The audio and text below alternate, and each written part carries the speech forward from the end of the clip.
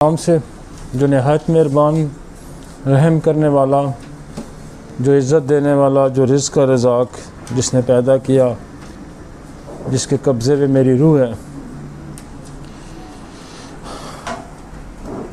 Lecture शुरू करने से पहले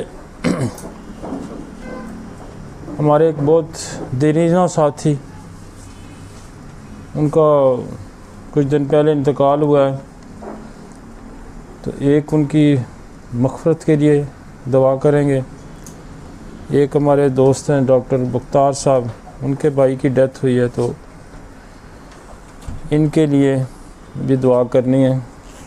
तो एक चीज़ बड़ी अहमियत की हामिल है। खुदा ये कहता है कि जिसने मेरे एहसानात का शुक्रिया अदा किया, हम उस पे मज़ीद एहसानात करते हैं। तो खुदा की जो दी हुई नेमतें हैं, अगर हम इनका शुक्र अदा करते हैं तो खुदा हम पे मज़ीद नेमतें अता करता है हमें। इसी तरह दुनियावी जो लोगों के एहसानात होते हैं, उनका भी शुक्र अदा करना चाहिए। चाहे वो बंदा आपके एहसानात को तस्लीम करे या उस शुक्रिया को तस्लीम करे ना करे, लेकिन मेरा ईमान है, मेरा यकीन है कि रब करीम जो है ना, उस एहसान को ज़रूर तस्लीम करता है और उसका कोई ना कोई सिला आपको ज़रूर देता है। जैसे मुझसे पहले बेशुमार लोगों ने काम किए, चाहे वो सुकरात था, चाहे वो बुकरात था, चाहे वो अरिस्तो था, चाहे वो हनीमन था, कैंट था, लिपि था और फ्रैंकटन था, हेरिंग था, एलन था, जितने भी बेशुमार नाम हैं जिनका गाए बगाए मौके के मुताबिक उनके नाम आते रहते हैं और हम उनका शुक्र अदा करते रहते हैं। इसी तरह ये शुक्र अदा, वो तो फौत हो गए, लेकिन हम उनके एहसानों का शुक्र अदा करते हैं और उसके बदले में खुदा हम पे अनायतें फरमाता रहता है। मैं एक बात आज मुझे ये करनी पड़ गई है कि हम जिससे सीखते हैं, जिससे समझते हैं, जिसको पढ़ते हैं, उसका शुक्र ज़रूर अदा करें, उसके एहसान को तस्लीम करें। मैं ये बात इसलिए कर रहा हूँ कि पिछले दिनों में, कुछ दिन पहले मुझे एक किताब किसी दोस्त ने दिखाई। वो जब मैंने किताब देखी तो वो गुमनाम सा कोई बंदा था और वो किताब, मैंने कहा ये किताब तो फलां बंदे के रजिस्टर से लिखी गई है।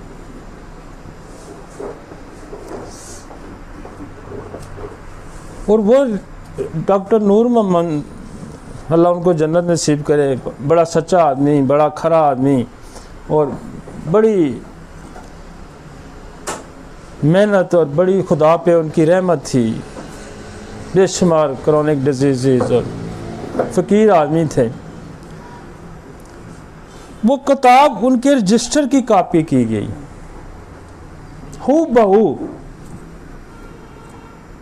क्योंकि मैंने वो रजिस्टर पढ़े हुए थे, जब मैंने देखा मैंने कहा यार ये तो एक जगह वो लिखते हैं, उनके आखिरी जो रजिस्टर चल रहे थे 88 के या 87 के या 86 पे, उन्होंने एज़ोस्पर्मिया में मुझे पहचाना कहा कि उसमें एज़ोस्पर्मिया के लिए उन्होंने लिखा था कि मैं एक आजमाइशी, एज़ोस्पर्मिया लिखते थे जरसूमिया का ना होना, और नीचे लिखते थे आजमाइशी इलाज, कि ये आजमाइशी इलाज हो रहा है, मतलब उसकी तहकीक हो रही है, उस पर कोई उन्होंने ये नहीं कहा कि ये मुकम्मल इलाज है। अच्छा, उस बंदे ने भी उस पर लिखा एक्सरे, औरमेट CM और 30 आजमाइशी इलाज। तो मैंने जब वो पढ़ा, मैंने कहा ये नूर मोहम्मद का रजिस्टर है। और जो बाकी चीज़ें मैंने जो पढ़ता गया, और फलां मरीज़ आया डोकारा खान से, उसको ब्रेस्ट कैंसर था, उसको फलां था, और जैसे वो लिखते थे, दिल का एक कवाड़ बंद, नीचे दिल की वो दवाई लिखी हुई, दिल का सुराख, नीचे दवाई लिखी, तो वो सारे वही चीज़ें उसने हूबहू रजिस्टर की कॉपी करके ऊपर लिखता है मेरे 30 साल तजर्बात। मेरे 30 साल तजर्बा। तो मैं इससे अगर वो ये लिख देता कि मैंने नूर मोहम्मद को रजिस्टर को स्टडी किया, उसके 30 साल तजर्बात जो लोगों से छुपे हुए थे मैंने उनको सामने ले आया, तो कितनी मज़े की बात थी। तो ये जो है मतलब किसी के इल्म पे डाका डाल के आप आलम फाजल नहीं बन सकते। ये मेरा ईमान है और ये मेरा यकीन है। और मैं अपने लेक्चर्स में हमेशा जिससे हमने एक लफ्ज़ भी सीखा, हज़रत अली का को दवाई है, वो मैंने जब पढ़ी तो मैंने उसकी तो मेरे बच्चे की बिल्कुल यूरिन की अलामात मिलती थी, तो मैंने उसको कैल्शियम दिया तो वो ठीक है। लेकिन मुझे ऐसा इश्तियाक है या शौक़ है, वो कहता था जब बच्चा मेरा ठीक है, लेकिन यही दवाई आप अपने हाथ से ज़रा लिखें तो मुझे ज़्यादा खुशी होगी। ठीक है, एक पेशेंट है वो ये कहता है जी मुझे खुशी होगी आप मेरे अपने हाथ से यही दवाई लिखते हैं, हालांकि इसी दवाई से उसको फ़ायदा है। तो वो अपनी एक दवाई मुझे बता के गया जो कि मैंने पिछले शायद लेक्चर में बताई भी है। इसी तरह मेरे पास एक मरीज़ आया, तो वो कह रहा था इधर ये जो हमारा आर्मी से उनका ताल्लुक़ था, तो मुझे कहने लगा जी मैं किसी और मकसद के लिए आया था, तो मुझे कहने लगा जी मेरी मिसेस के ना गुर्दे फेल हो गए थे, तो मैंने बड़ा इलाज कराया उसका, कोई मुझे नहीं ठीक हो रहे थे, तो मैंने जाके ना काशीराम ख़रीद लिया मटीरियल मेडिका। तो मैं उसको पढ़ता रहा, अलफ से शुरू किया। तो जब मैं वैसिक एरिया पे पहुंचा ना, तो उसमें मेरी और मिसेस की जो पेशाब उसकी दवाई की अलामात मिलती थी कि रात को पेशाब की जाती, तो उसको भी रात को ही पेशाब की जाती हुई थी। तो मैंने वैसिक एरिया ला के दी तो वो ठीक हो गया। तो इस सिम्टम पे मैंने वैसिक एरिया पढ़ी होगी, हज़ारों दफ़ा सैकड़ों दफ़ा पढ़ी होगी, लेकिन मेरे जहन में ये सिम्टम नहीं थी। मुझे एक मरीज़ सिखा गया और उस पर मैंने अब तक मैं उस पर इस्तेमाल करता हूँ। और वो लोग उससे ना जिनको रात को पेशाब यूरिनेशन ज़्यादा होती है वो उससे ठीक हो जाते हैं। इसी तक मैं डॉक्टर तारक के क्लिनिक पे हम बैठते थे, तो वहाँ एक आ गया बंदा, तो वो कहता है यार मैं आपको एक ज़िंदगी का तजर्बा बताता हूँ कि मेरी बीवी की खांसी ठीक नहीं हो रही थी, तो मैंने काशीराम का मटीरियल ख़रीदा और मैं एक से जी तक पढ़ता गया। तो कहता जब मैं मेंथा पिप मैंने पढ़ी तो उसमें लिखा हुआ था कि हर किस्म की खुश खांसी का इलाज है इसमें। तो मैंने मेंथा पिप आके दी, तो वो कहने लगा कि आप खुश खांसी की ये बड़ी मज़े की दवाई है और मेरी बीवी ठीक होगी। तो हमने तो मरीज़ों से भी बहुत कुछ सीखा, हमने ये रिपोर्टें पढ़नी मरीज़ों से सीखी, हमने बीमारियों को मरीज़ों से समझा। तो हम तो उन मरीज़ों का भी शुक्र अदा करते हैं जो हमारे पास है, जिन्होंने हमें सिखाया। और मैं अक्सर नूर मोहम्मद का, डॉक्टर ज़हूर का, जितने भी मुझे दोस्त जिनसे हमने सीखा हम उनका जिक्र करते हैं। तो इससे क्या होता है? इससे ये होता है, मुझे पता है इससे क्या होता है, खुदा आप पे मेहरबानी करता है। वो तो कोई मर गए हैं, वो तो ज़िंदा नहीं है, लेकिन अगर आप उनको ट्रिब्यूट पेश करते हैं या उनको खराज तहसीन पेश करते हैं, उनका ज़िक्र करते हैं, तो खुदा आप पे और वो ज़िंदा नहीं है, लेकिन चूँकि वो खुदा की मखलूक थी और खुदा अपने मखलूक के एहसानात को भी तस्लीम करता है। जो उसकी मखलूक ने नेक काम किए हुए ना, वो ज़िंदा नहीं है, लेकिन जब उनके एहसानों को आप तस्लीम करते हैं, उनका शुक्र अदा करते हैं, तो फिर खुदा उसको तस्लीम करता है, उसके बदले आप पे अनायतें फरमाता है। तो हमें ये जो डाका है ना, इस डाके से मैं ये समझता हूँ कि आप आलम फाजल नहीं बन सकते। इसके बड़े आदाब हैं, सीखने के बड़े ही आदाब हैं। पहले ज़माने में शागिर्द जो था वो कुंदम तब बढ़ता था, लोग कपड़े भी धुलवाते थे, पानी भी भरवाते थे, घर के काम भी करवाते थे, उसका मन मारते थे कि इसके अंदर की जो ईगो है ना उसको मैं ख़त्म करते थे, और फिर जाके ना वो बंदा सीखता था। आज भी जो पीरों के खलीफे बनते हैं, ये पीरों के दरबारों पे झाड़ू देते हैं वो। और ये जो रिश्ता है सीखने और सिखाने वाला का, इसका एहतराम अगर आप नहीं करेंगे तो यकीनन मतलब खुदा वो दरवाज़ा ही नहीं खोलता। हमें पता है खुदा वो दरवाज़ा ही नहीं खोलता, क्योंकि हमने तो सीखा है ना लोगों से, हमने मरीज़ों से सीखा, बुज़ुर्गों से सीखा, किताबें पढ़ के सीखा। कोई हम देखें ना, पैदाइशी तो कोई आलम फाजल नहीं होता ना, कहीं से सीखता है।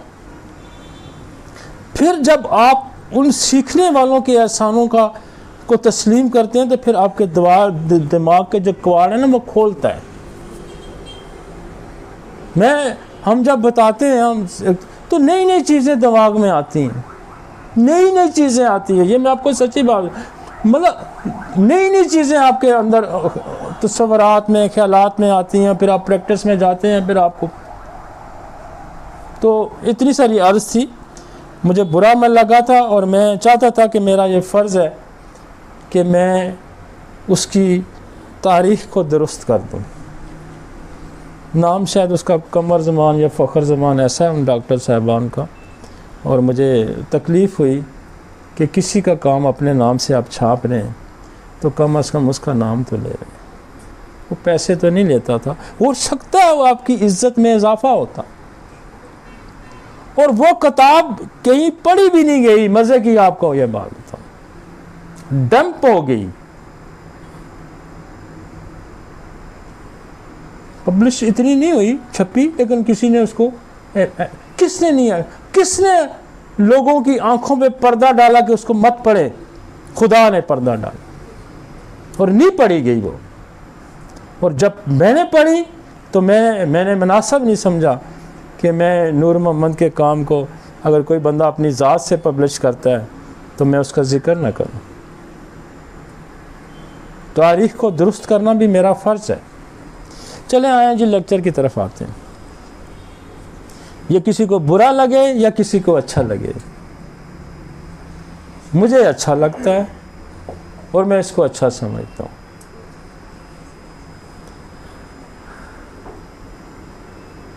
हमारे पास जो लेक्चर के मैन तो हम 2 हिस्सों में जाते हैं, लेकिन चूँकि हमारा ये पैन का लेक्चर था तो हम इसको, मैं अकेला ही इसको चला रहा हूँ। अदरवाइज़ मेरे साथ कोई ना कोई स्पेशलिस्ट होता है, कोई ना कोई मेरा दूसरा दोस्त होता है, हम उसके साथ मिल के काम करते हैं। लेकिन ये लेक्चर चूँकि मैं पैन जो होम्योपैथिक पॉइंट ऑफ व्यू से हम इसको डील कर रहे हैं तो हम उसी अंदाज में मैं इसको पेश कर रहा हूँ और मैं अकेला ही कर रहा हूँ। इस केस में हमें यकीनन एक मुकम्मल और बेज़रर शफा की तवक्को नहीं कर सकते। असल में ये जो पहला अफरोज़म था उसमें यह कह रहा था कि चूँकि हमारे पास कम अद्वियात हैं, अनिमन चूँकि उसने कम अद्वियात थी उस वक्त प्रूफ जो की गई थी, तो हमारे पास कम अद्वियात हैं, लिहाजा जितनी मैक्सिमम या जितनी अलामात उसके करीब करीब हमें मिलती है तो वो दवा दे देनी चाहिए। तो अगला अफरोज़म ये कहता है कि इस केस में हमें यकीनन एक मुकम्मल और बेज़रर शफा की तवक्को नहीं कर सकते। मुकम्मल शफा की हम कहाँ तवक्को कर सकते हैं कि बिल्कुल accurate according to root cause, इसके मुताबिक अमर दवा सेलेक्ट होती है तो हम उस पर ये रेटिंग कर सकते हैं कि ये ज़रूर फ़ायदा करेगी। लेकिन चूँकि उस वक्त इतनी अद्वियात नहीं थी, अब तो 2000 से ज़्यादा अद्वियात हैं, लिहाजा हमें मत उभर आती हैं जो बीमारी में पहले से मौजूद ना थी। ये गैर मौजूद दवा की फाजिल अलामात होती हैं। जब दुरुस्त दवा अगर नहीं जाती तो उसकी कुछ साइड सिम्टम्स भी आती हैं। ये बीमारी का खासा हिस्सा दूर करने से रोकती है। इसके बावजूद शफा का आगाज़ हो जाता है, कुछ ना कुछ फ़र्क पड़ जाता है। जैसे बाद दफ़ा आपने मरीज़ को दवा दी होगी तो अगर दुरुस्त भी तो मरीज़ कहता है जी थोड़ा बहुत तो फ़र्क पे है लेकिन मैं ठीक नहीं हूँ, ये उस बात का जिक्र कर रहा है। लेकिन फिर भी इजाफी अलामात के होते हुए भी शफा मुकम्मल नहीं होती। दवा की फाजिल अलामात जो कि हमेशा दरमियाना दर्जे की होती हैं मौजूद रहती हैं, बशर्ते कि दवा की ताकत कलील हो। आगे हाँ जी पेन चूँकि हम पेन को हेड टू टो कर रहे हैं पिछली दफ़ा हमने सर किया, आँखें की, किया, फेस किया और कान किया, टीथ किया।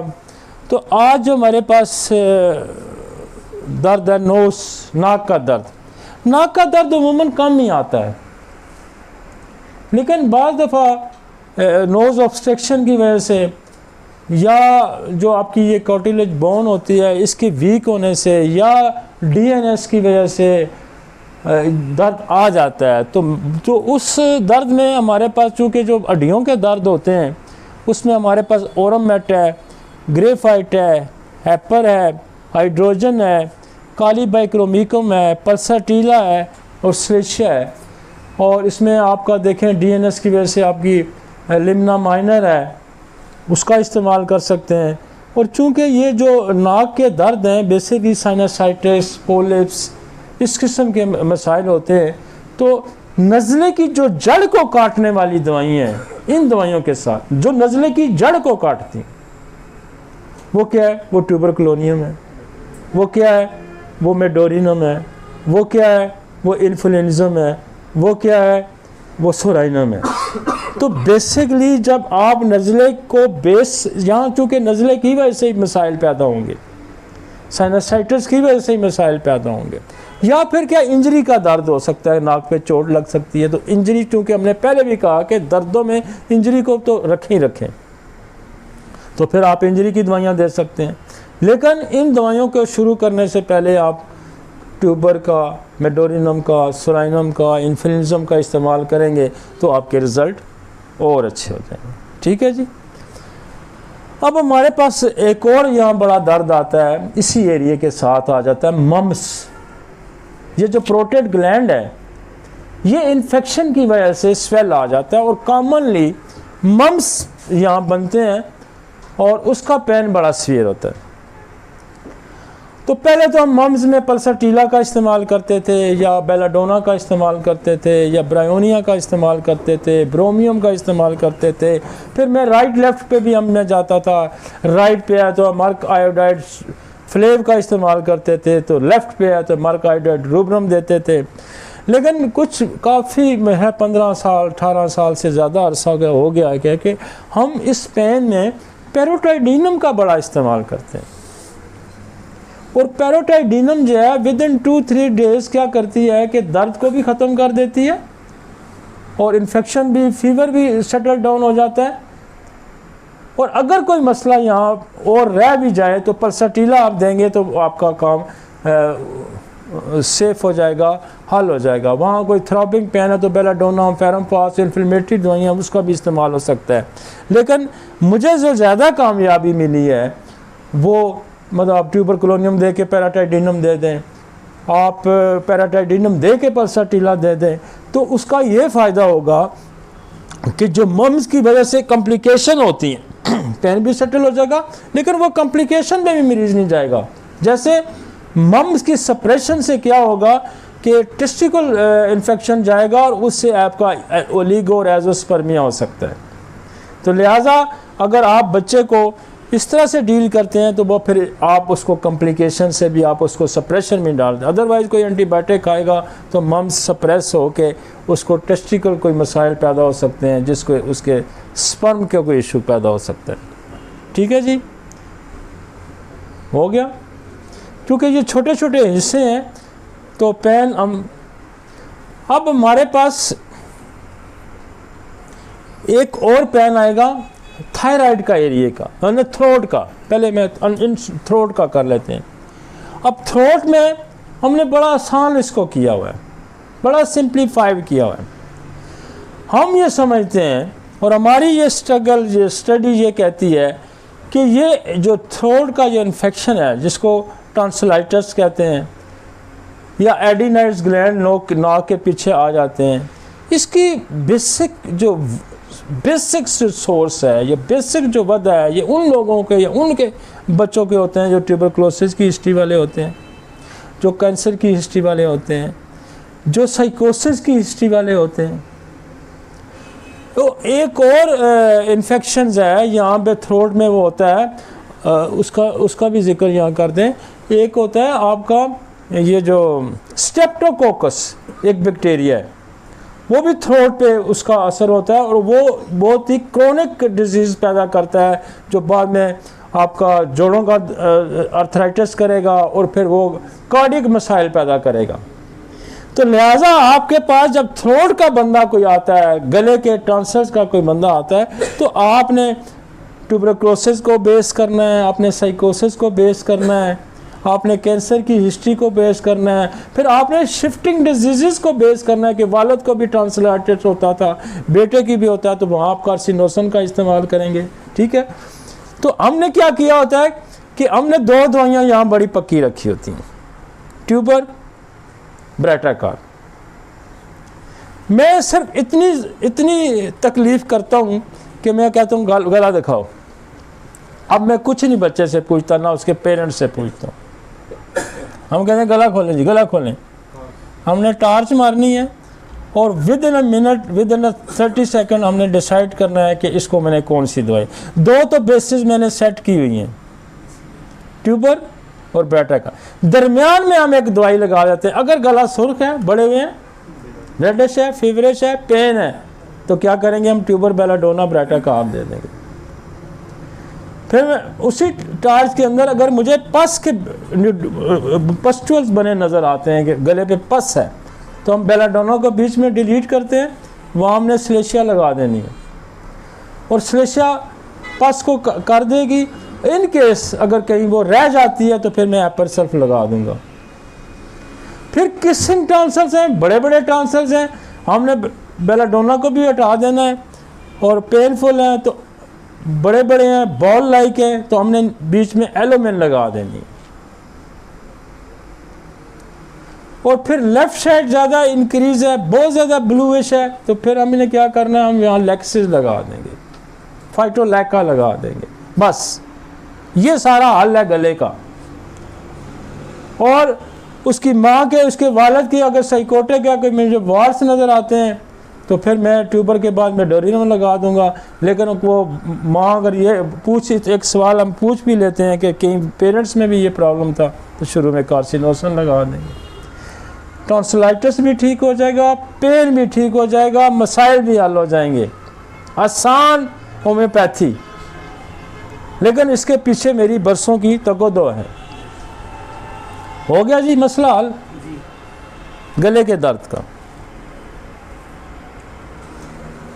आगे आ जाए जी, थायराइड का एरिया में ये नहीं लिखा ना, थायराइड का रह गया, लिख दें, नया बना लेते। थायराइड उमूमन पेन कब करेगा? अच्छा, ये आप एक फ़लसफ़ा और एक हकीकत, एक साइंटिफिक बात याद रखें कि आर्गन, बहुत कम आर्गन के अंदर पेन होता है, ये ध्यान में रखें। आर्गन के गिर्द जो कवरिंग लाइनिंग है उसके बाहर नर्व्स पड़े होते हैं। मतलब आप जिगर है ना, लिवर है, लिवर के अंदर पेन नहीं होगा। लिवर के रीजन में कब पेन होगा कि जब वो कवरिंग लेयर को कोई चीज़ क्रॉस करने की कोशिश करेगी और जब वो प्रेस करेगी उसको, वह ट्यूमर है या वो सोजन हो गई है या वो इन्फ्लेमेशन हो गई है, तो वो जो इसकी लिमिट है, एक उस लिमिट के बाद जो कवरिंग लेयर लगी है, जब उसको प्रेस करेगी तो साथ नर्व की एंडिंग पड़ी होती हैं, तो वो पेन करेंगी। तो आर्गन के अंदर मोस्टली कॉमनली पेन नहीं होता, जहाँ नर्व्स पड़ी होंगी वहाँ पेन होता है। तो थायराइड वैसे पेन आपको नहीं होगा। बेशुमार लोगों का थायराइड फंक्शन ख़राब होता है तो पेन नहीं होता, TSH लेवल हाई होता है लेकिन पेन नहीं होता। लेकिन जब थायराइड इनलार्ज करेगा तो यहाँ बाकी जब नर्व्स को टच करेगा तो फिर पेन होगा। और इसकी जो बड़ी दवाइयाँ हैं वो ट्यूबरकुलोनियम है, वो थायरोडीनम है, वो आयोडम है, वो स्पोंजिया है, वो ब्राइटाकार्ब है, यहाँ आपकी सिस्टर स्कैन है, बहुत अच्छा जो थायराइड के पेन है उसको रोकती है, ब्राइटाकार्ब है, बेलाडोना है। लेकिन इनलार्ज ऑफ जो होती है उसमें हमें बहुत ज़्यादा सक्सेस है, उसके अंदर स्पोंजिया की, आयोडम की बहुत ज़्यादा है। फिर इसके अंदर और एक दवाई है, लाइकोपस है, वो जिनकी आंखें उभर के बाहर आई होती हैं और यहाँ गला है और उसको कहती है जी मुझे पेन है तो लाइकोपस है, यहाँ सिस्टस बहुत अच्छा काम करती है, यहाँ सैक्रोफ्लोरिया बहुत अच्छा काम करती है इस थायराइड के पेन के लिए। ना सिवाय ये दर्द, बल्कि ये दवाइयाँ जो मैं बता रहा हूँ ये सिर्फ दर्द ठीक करती हैं, बल्कि ये थायराइड की जो इलार्जमेंट होती है, हाइपोट्रॉफी होती है, उसको भी ठीक कर देती हैं। ठीक है जी, आगे चल, चूँकि मैं डिटेल नहीं पढ़ानी, मैंने सिर्फ पेन को कवर करना है।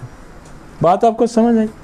हम पेन को करेंगे, नॉट कॉज भी सारे एड्रेस करें तो आपको आसानी होगी।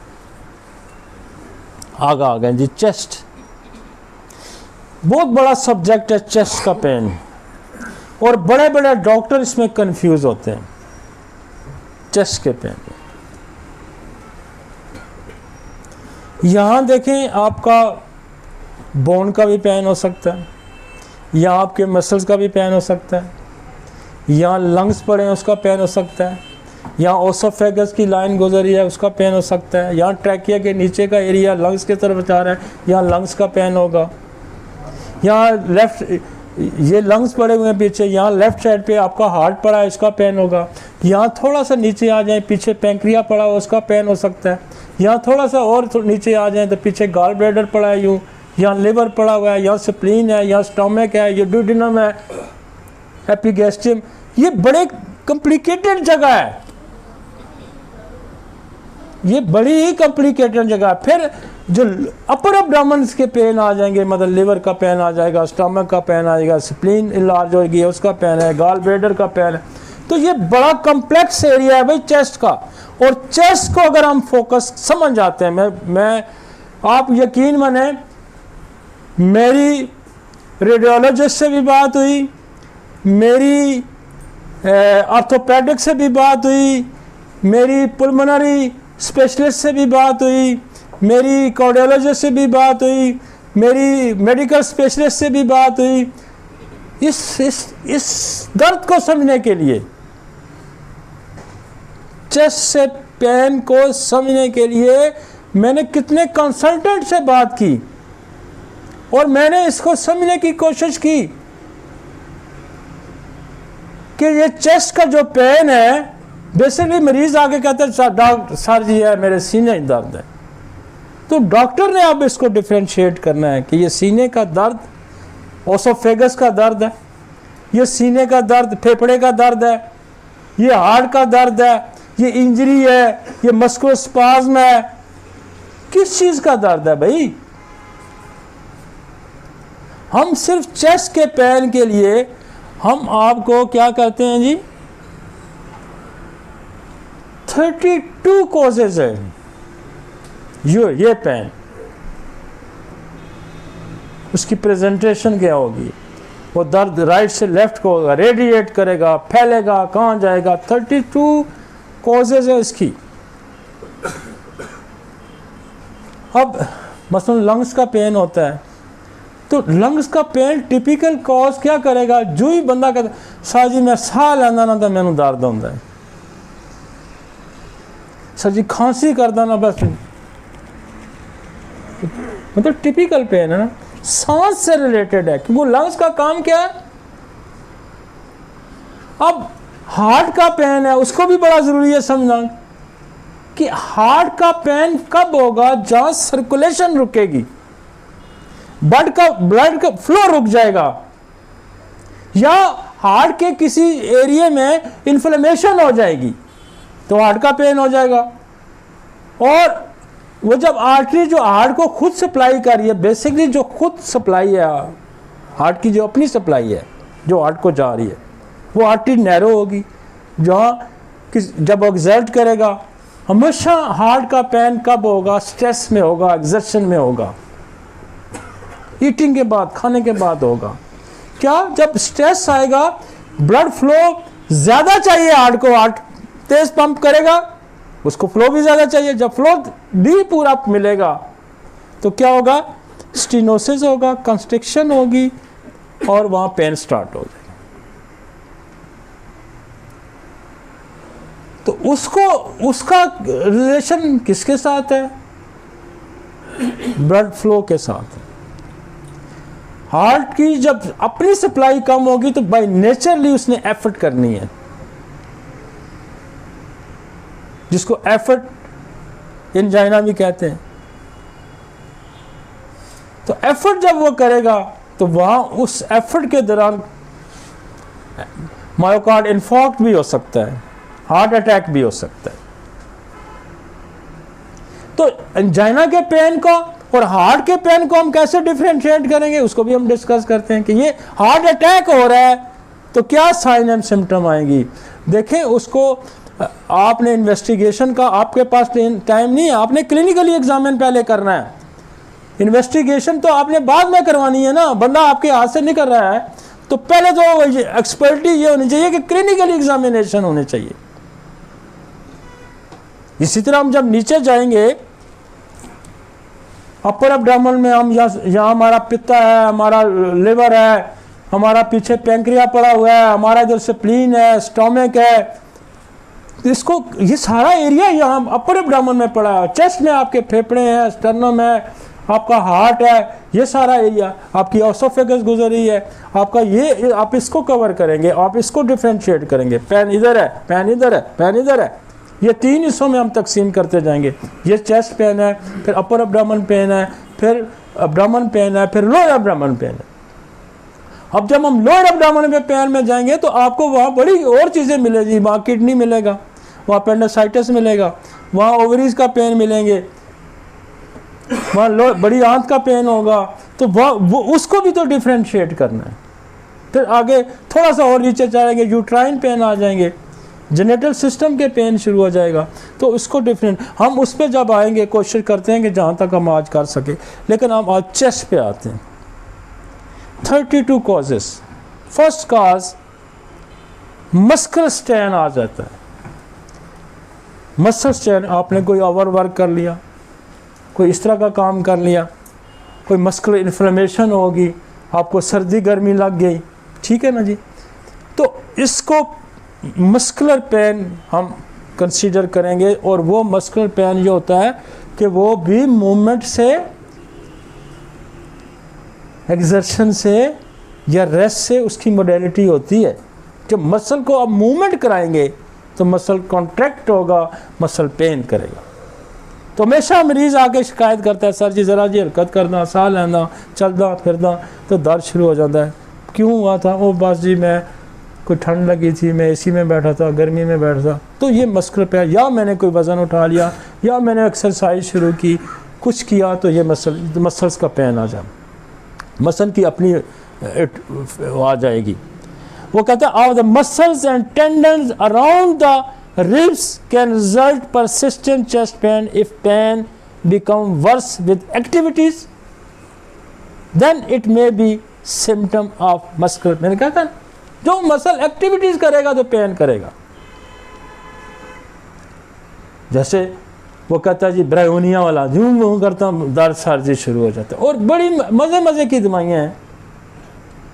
फिर मसल थोड़ा सा जब यूज़ होके यूटिलाइजेशन में आ जाता है तो दर्द ख़त्म हो जाता है, तो वो क्या रस्ट्रक्स आ जाएगी।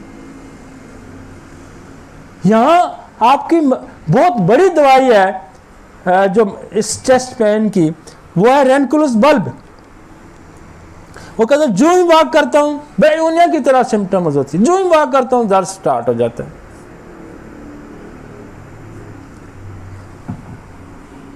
हर्निका, रस्ट्रक्स, ब्रायोनिया, मतलब मामूली, मतलब आप फोकस करें कि जब आपके पास चेस्ट आना, ये बड़ी महारत है, चाहिए इसको कि डिफरेंशिएट करना है हमने। और ये अगर आप थोड़ा सा इस पे ज़हन पे जोर लगाएंगे तो हम डिफरेंशिएट कर पाएंगे। तो पहला ध्यान क्या जाना चाहिए, मस्कुलर पेन तो नहीं है कहीं,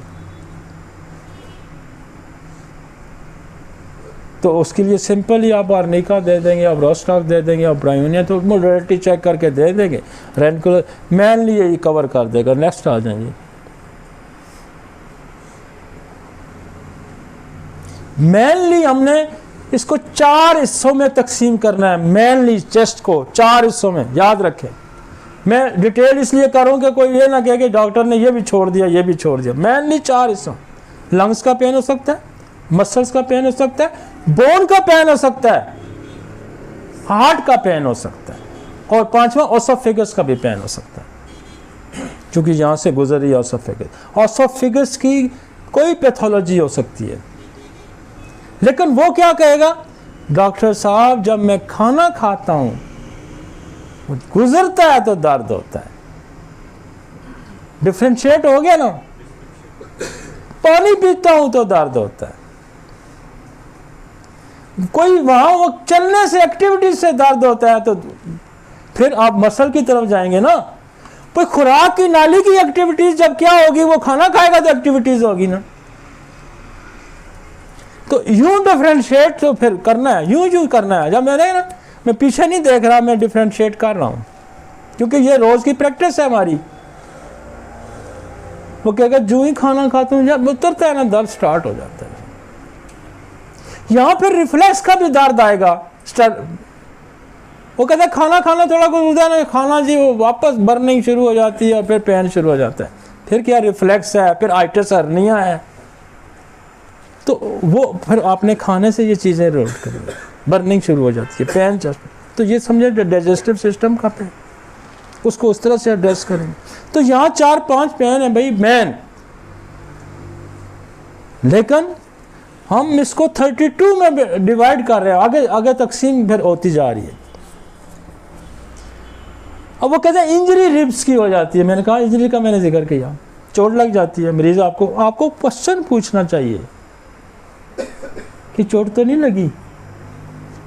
हाँ जी गिरा हूँ जी, बाइक से गिरा हूँ जी, राइडिंग से गिरा हूँ, खेल रहा था गिरा हूँ, इससे सीने पे लगा हूँ। तो सीधा सा आप इंजरी की मेडिसिन में हम चले जाएंगे। रिब्स रप्चर भी हो सकती है, आप फौरी दवाई दे दें और आर्निका दे दें, रस्टाक दे दें, बेलस परनस दे दें, रूटा दे दें, सिम्फाइटम दे दें, मतलब जैसे, लेकिन साथ चेस्ट एक्सरे लिख दें, इन्वेस्टिगेशन करा लें, ये कल मुझे दिखा दें जी, क्लिनिकली एग्जामिनेशन करें, चेस्ट एक्सरे रेफर कर दें, अगले दिन पता चल जाएगा कहीं रिब फ्रैक्चर तो नहीं था, आ जाएगा। अब यहाँ जब आपको ओसोफेगस का पेन है, फिर भी आप एक्सरे रेफर, आप बैरोमील एक्सरे रेफर कर दें, वो खिला के तो उसकी अगर वो स्टेनोसिस है, उसमें सुकड़ी हुई है या वहाँ कोई टियोलॉजी है, तो अगले दिन सामने आ जाएगी। फौरी तौर पर नक्स फमीका दे के भेज दें, आप डायग्नोसिस भी बना लें, ये डायग्नोसिस भी बन गई, वो डायग्नोसिस भी बन गई, तो पेन भी साथ साथ इंजरी को हमने कंसीडर कर लिया। आर्निका दे, रस्टा, सिम्फाइटम, मोरम करके यही इंजरी की जो दवाइयाँ, हाइपेरिकम दे दी, ठीक है जी। लेकिन ये तो आपको कानून इस बात की कहता है कि क्लिनिकली एग्जामिन करके फौरी ट्रीटमेंट दें, साथ इन्वेस्टिगेशन करा लें। और ये क्या 2 इन्वेस्टिगेशन है, आसान सी। नेक्स्ट पे चलते हैं, नंबर 3, पेप्टिक अल्सर का पेन आएगा, वो भी चेस्ट में आएगा।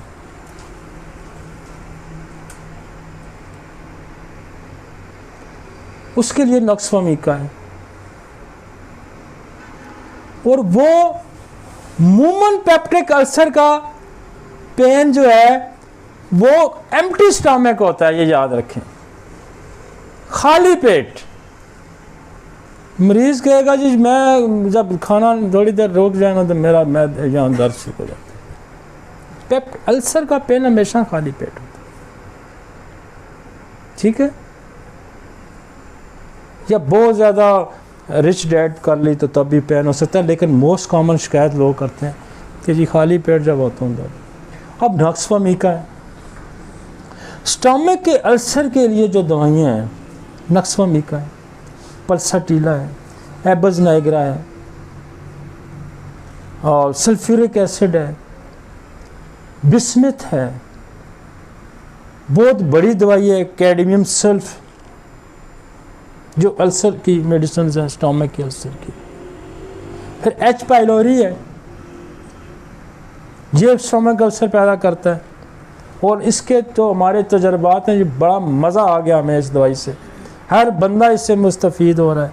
जिसने दी कहते हुए हमें वाकई हमें जब फंसे फुसे केस हमारे सारे ठीक हो जाते हैं। तो आज से इंटरकरेंट रेमेडी आप एच पाइलोरी का इस्तेमाल करें, उसके बाद अगर नक्स है तो नक्स दें। हाइड्रोस्टिस बहुत बड़ी दवाई है स्टोमिक अल्सर के पेन की, हाइड्रोस्टिस। फिर मेडोरिनम, फिर आपको कार्सिनोसन इनहेरिटेड। तो स्टोमिक अल्सर को आप एड्रेस करेंगे और इमीडिएटली क्वेश्चन बनता है कि खाली पेट होता है। इन्वेस्टिगेशन क्या है इसकी? एंडोस्कोपी है। तो अगर इन्वेस्टिगेशन करवाना चाहते हैं तो एंडोस्कोपी करा के वो कह देगा कि हाँ जी अल्सर है। ठीक है जी।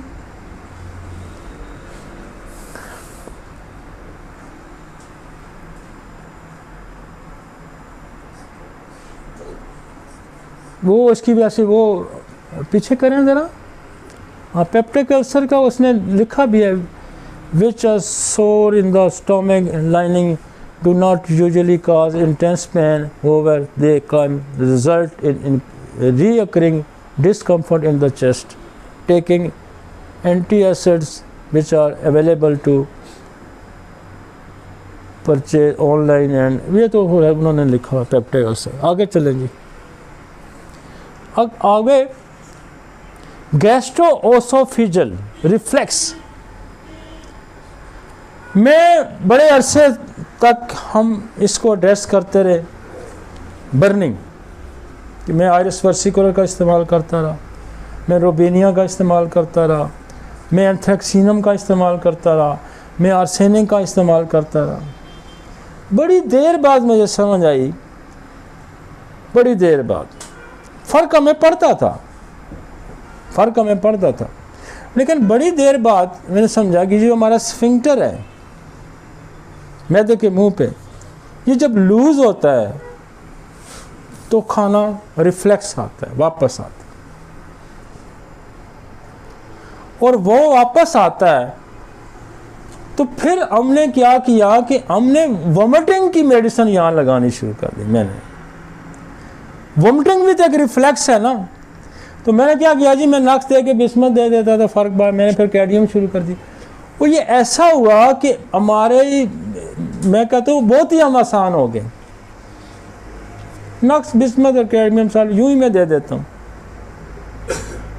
बर्निंग भी ठीक हो जाती है, रिफ्लेक्स भी ठीक हो जाता है और स्फिंक्टर भी ठीक हो जाता है, पेन भी ठीक हो जाता है। आगे चलते हैं,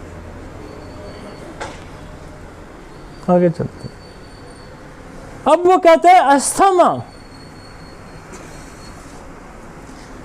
दमा जो है, सांस का मसला, फेफड़ों का मसला चेस्ट पेन करेगा। भाई फेफड़ों के अंदर कोई मसाइल है, सांस का प्रॉब्लम है, वहाँ म्यूकस ज़्यादा सिक्रीट हो रहा है, और जब आपको ब्रीदिंग में डिफ़िकल्टी होगी, आपकी वो स्पेस कम होगी, तो दमा, व्हाट इज़ द दमा? Difficult breathing.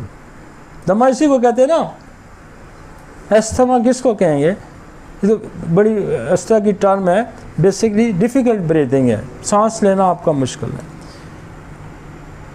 तो फिर वो चेस्ट कंप्लेन पेन करता है विद एस्थमेटिक पेशेंट, हम उसको उस तरह एड्रेस करेंगे। भाई हम सांस को ठीक करेंगे तो चेस्ट पेन ठीक हो जाएगा। अब सांस क्यों खराब होता है उन लोगों का? ट्यूबरकुलोसिस, कैंसर, स्टीजन की हो, एलर्जी भी अगर सांस की होती है तो उसके अंदर भी ये बुनियादी सोर्सेज है, साइकोसिस है, इन्फ्लुएंजा है। अभी आपका जो लेटेस्ट आया है कोविड-19 है। तो आजकल जो चेस्ट पेन के साथ प्रेजेंट हो रहा है इन दीज डेज, ना क्रोनिक हिस्ट्री, वो बताता जी मुझे तो 2 साल से दर्द होता है और सांस का भी मसला है, तो फिर तो हम एस्थमेटिक जाएंगे। लेकिन एक्यूट पेन वो कहता है अभी नहीं हुआ जी डॉक्टर साहब, अभी बस खांसी भी होती है, चेस्ट पेन भी होता है, तो लाजमी कोविड की तरफ जाना। और उसके लिए आप ट्यूबरकुलोनियम देंगे, उसके लिए आप देंगे लेक्सिस बहुत अच्छा काम कर रही है, फास्फोरस बहुत अच्छा कर रही है, एंटमटाट है, आर्सेनिक है, रस्ट है, ये देंगे तो लंग्स को वो क्लियर कर। लेक्सिस के बहुत अच्छे रिजल्ट आए हैं इसमें कवर्ड में लंग्स के लिए, बेशुमार लोग इसके साथ संभले।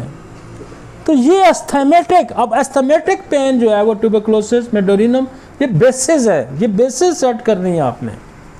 उसके बाद अगर रेटलिंग है, खड़खड़ाहट आती है, अब खड़खड़ाहट सिर्फ खड़खड़ाहट है, रेटलिंग है, तो बड़ी दवाई तो एंटमटाट है। और उसके बाद उसके अम्पल्ला ही दवाई है कॉलीसल्फ है, उसके अम्पल्ला ही दवाई है एपिकॉक है। और एपिकॉक अपनी खास अलामा वो कहता है जी मुझे चेस्ट में खांसी भी है, पेन भी होता है, साथ मुझे नौजिया भी होता है, तो फिर एपिकॉक कंफर्म होगी। उल्टी आपको मैं यह बताऊंगा एंटमटाट में भी उल्टी होती है, लेकिन कांस्टेंट नौजिया एपिकॉक में जाएगा और उसमें कफ के साथ उल्टी आएगी और चेस्ट पेन आएगा। तो हमने चेस्ट पेन को एड्रेस करना है। फिर फास्फोरस है, फिर आर्सेनिक आयोडाइड है, फिर रेटलिंग में हमारे ओल्ड एज में रेटलिंग चेस्ट पेन के साथ आएगी सेनेगा।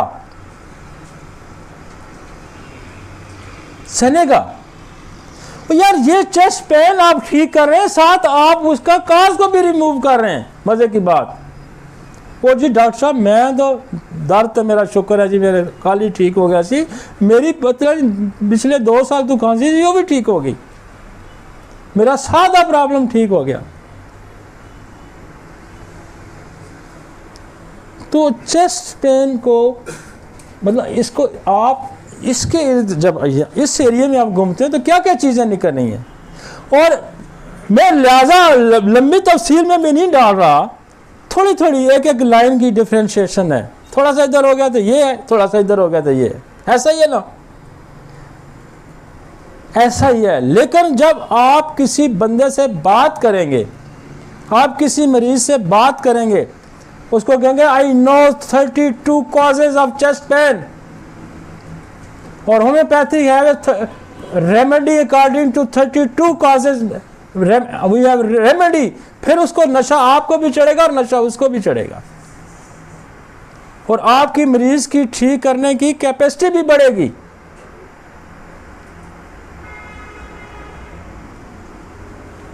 तो ये नहीं होता कि हम चेस्ट पेन लेके हम ये कहेंगे उल्ट पटांगे, ये ट्राई कर, वो ट्राई कर। भाई जो रूट काज के मुताबिक चलते जाएंगे, डिफ्रेंशिएट होता जाएगा, हिट होता जाएगा, हिट होता जाएगा। और ये थोड़ी थोड़ी तब्दीलियां हैं, थोड़ी थोड़ी। नेक्स्ट, कोलैप्स लंग्स कोलैप्स हो जाता है, लंग्स काम नहीं करता। When air build up in the space between the lungs and the ribs, a lungs can collapse, causing sudden chest pain. When the breathing of some has collapsed lung, they will also experience shortness of the breath, tiredness and rapid heart rate. जब ये ध्यान में रखेंगे, जब फेफड़ों पे कोई असर आएगा तो फेफड़ों को तो साफ खून चाहिए, उसको दिल को, अब दिल को साफ खून वापस आ नहीं रहा तो क्या करेगा, वो तेज पंप करने की कोशिश करेगा। तेज पंप करेगा ना कि मुझे अपनी उसकी जिंदगी बचाने के लिए मुझे साफ खून की जरूरत है, तो क्या करेगा, तेज पंप करेगा तो हार्ट बीट तेज हो जाएगी। चेस्ट पेन, अब यहां दो वजूहात हो जाती हैं। यहां काज है फेफड़े, लेकिन यही काज अगर हार्ट इनलार्ज हो जाता है, वैसे तो यूं हार्ट यूं पंप करता है, यूं, अब हार्ट इनलार्ज होगा तो क्या करेगा, यूं यूं यूं यूं यूं यूं करेगा। अब यूं यूं करेगा तो फेफड़ों में पानी जमा हो जाएगा। ये डिफरेंट एटियोलॉजी आ गई है। ये हार्ट की एटियोलॉजी की वजह से फेफड़ों के अंदर मसाइल पैदा होंगे। उधर फेफड़ों के अंदर पानी आ गया या उसके अंदर कंजेशन आ गई, उसकी मूवमेंट रिस्ट्रिक्ट होगी, तो उसने हार्ट पे प्रेशर डाल दिया। दोनों डिफरेंट कॉजेज आ गई हैं, और यही साइंस है और यही डॉक्टरी है, यही डॉक्टरी है। कार्सिनोसन, ट्यूबर, फास्फोरस बहुत बड़ी दवाई है लंग्स के कोलैप्स करने की। काली कार्ब है, आर्सेन, कहाँ कोलैप्स, निमोनिया में कोलैप्स हो जाएगा, ट्यूबरकुलोसिस में कोलैप्स हो सकता है, कैंसर में कोलैप्स हो सकता है। तो निमोनिया की वजह से कोलैप्स हुआ, आप न्यूमोकोक्सिन दें, लाइको दें, आप एंटोमटार दें, रिवाइव करेगा। तो ये है उसकी कोलैप्स की। नेक्स्ट चलते हैं।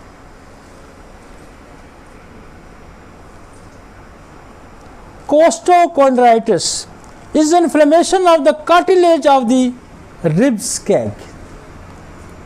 This condition can cause chest pen.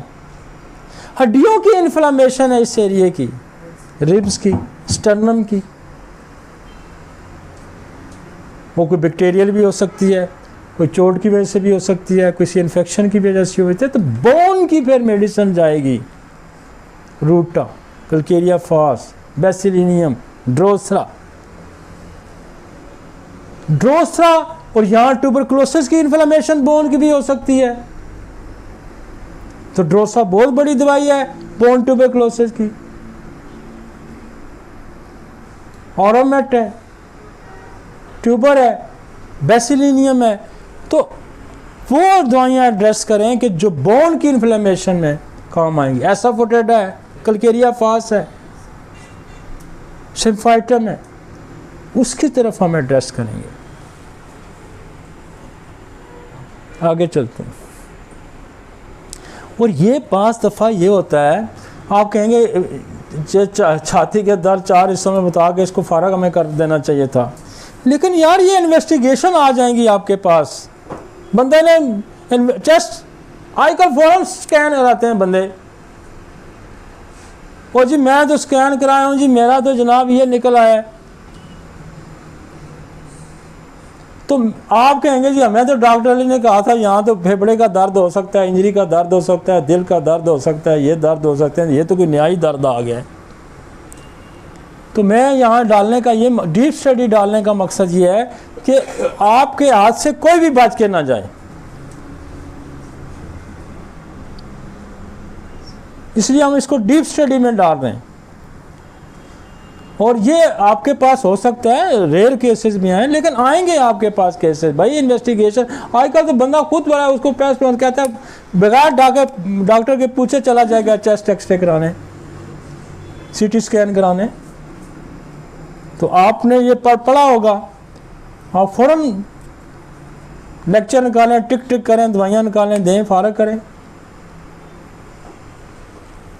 थोड़ी सी मैं यही कहता हूँ ना कि मैं अगर फर्ज करें यार, मैं हमारे बस हम तो पता नहीं कहाँ कहाँ घूमते हैं, किस किस फील्ड में, लेकिन एक बंदा चेस्ट पेन को अगर लेके बैठ खोल लेता है ना क्लिनिक, 32 काजेज को सामने रखे, टेबल पे ड्राफ्ट बनाए रखे, बंदा कैसे निकलता है उसके हाथ से?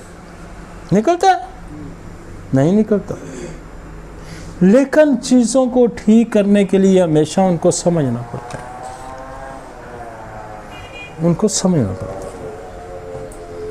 Next, oesophageal contraction disorders.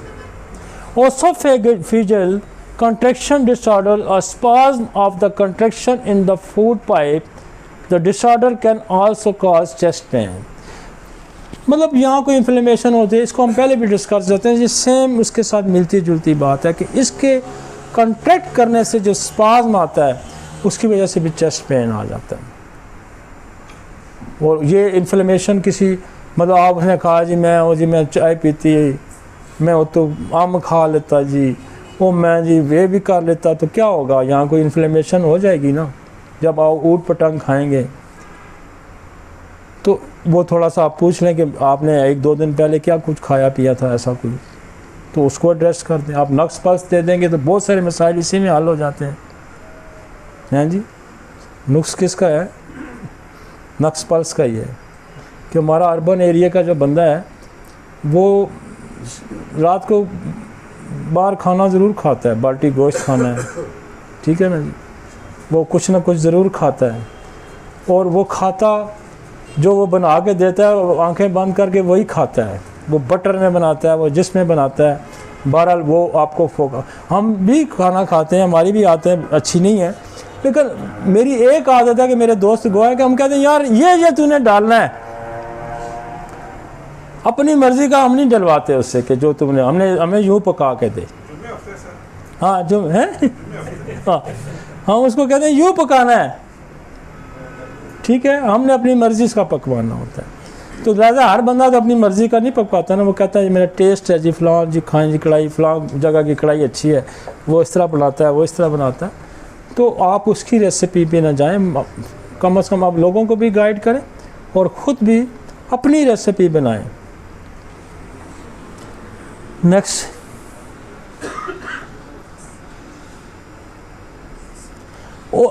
ओसोफेगल, अब देखें यहाँ उसे 3-4 चीज़ें, रिफ्लेक्स या इन्फ्लेमेशन, सेंसिटिविटी, बहुत सारी चीज़ें हैं। और ये सेंसिटिविटीज़ के लिए हमने नक्स है या बिस्मथ है, कैडमियम सल्फ है। जब ओसोफेगस मिर्चें खाते हैं, सुर्ख मिर्च का कसरत से इस्तेमाल होता है। दुनिया जान घूम के आएँ, सेंट्रल एशिया घूम आएँ, आप यूरोप घूम आएँ, आप कहाँ चले जाएँ, मासवाई यहाँ हमारे इंडिया का जो रीजन है एशिया का, यहाँ तो बहुत ही अंधाधुंध मिर्च खाई जाती है, अंधाधुंध मिर्च खाई जाती है। और स्पाइसेस को एंटीडोट ही नक्स भूमिका करता है। उसमें दालचीनी भी होनी चाहिए, उसमें इलायची भी होनी चाहिए, छोटी भी तो बड़ी भी तो फलाना भी, जीरा भी, ये भी डालें, ये भी डालें। पिछले दिनों मुझे किसी ने एक भेजा, कोई टीवी का एक इंटरव्यू किसी का, तो वो कह रहा जी लहसुन खाएं, इसमें बेशुमार बीमारियों की शिफा है, अदरक खाएं, इसमें बेशुमार इंग्रेडिएंट है, बेशुमार। मैं अब चूँकि मैं वहाँ नहीं बैठा हुआ था, मैं उसको कहता कि ये इतना खाएं, थोड़ा खाएं। और यही अदरक गुर्दे फेल करती है, जो आपकी जिंजबर जो है पोटेंसी में जाके उसको ठीक करती है। यही जो लहसुन की तुरियाँ हैं, ये खून को पतला भी करती हैं, और यही मैदे का अल्सर भी करती हैं, और यही एसिडिटी भी करती हैं। लेकिन जब लोग उधर सुनते हैं ना, दलादल फिर अदरक डाल के कूट के उसके पी रहे हैं, और अल्टीमेटली क्या, मैं आपको इसकी मैंने कहाँ से इसको पकड़ा। मेरे पास बहुत सारे गाने वाले आते थे, गायक, और वो अदरक जो है ना बहुत पका के खाते थे, बट वो गोश्त बनाते हैं खूब अदरक उसमें, उससे ये क्योंकि ये गला भी बड़ा अच्छा साफ़ करती है, ब्लड की कोई प्योरिफिकेशन भी करती है, ठीक है। अब कसरत से जब वो खाते थे तो उन्होंने गुर्दे फेल किए। और अक्सर गाने वालों के जो आप सुनेंगे कि गुर्दे फेल हुए, और वो कुकिंग खुद करते हैं ज़्यादातर गाने वाले, मैं आपको बताऊं, क्योंकि मैं उनके साथ बैठता रहूं, इन्होंने खुद कोच लिया ना, खूब लहसुन डालना, खूब अदरक डालनी, खूब, और ये रोज़ का मामूल है। और अल्टीमेटली जो है अदरक ने गुर्दे ख़राब कर देंगे। और आपकी प्रूविंग है जिंजबर की, आप मटीरियल मेडिका पढ़ें तो, रीनल फेलियर। तो आप किसी को अब लोग कहते हैं फलां डॉक्टर बड़ा एक्सपर्ट है, उसने कहा जाता है, बहुत फिर अंधाधुंध फायर शुरू हो जाएंगे खाना, और उसको पता ही नहीं होगा कि मैं क्या कर रहा हूं और मेरे के साथ क्या हुआ है। वो अदरक की तरफ उसका ध्यान भी नहीं जाएगा। नेक्स्ट, तो इस तरह से स्टिमुलेंट खाने से, कहने का मकसद ये, इस तरह के स्टिमुलेंट खाने से आपका जो ओसोफेगस है हाइपर सेंसिटिव हो जाता है। आप उसको मिर्च दे रहे हैं, सुर्ख मिर्च दे रहे हैं, काली मिर्च दे रहे हैं आप, वो यार एक ही खाने में 4 मिर्चें मैंने देखी है, 3 तो पड़ी ही होती हैं, चौथा तो मैं कभी डलवाता हूँ। जैसे अगर हम पकवाते हैं तो वाइट उस पेपर में काली भी पड़ी होगी, सुर्ख भी पड़ी होगी, और ग्रीन चिल्ली भी होगी।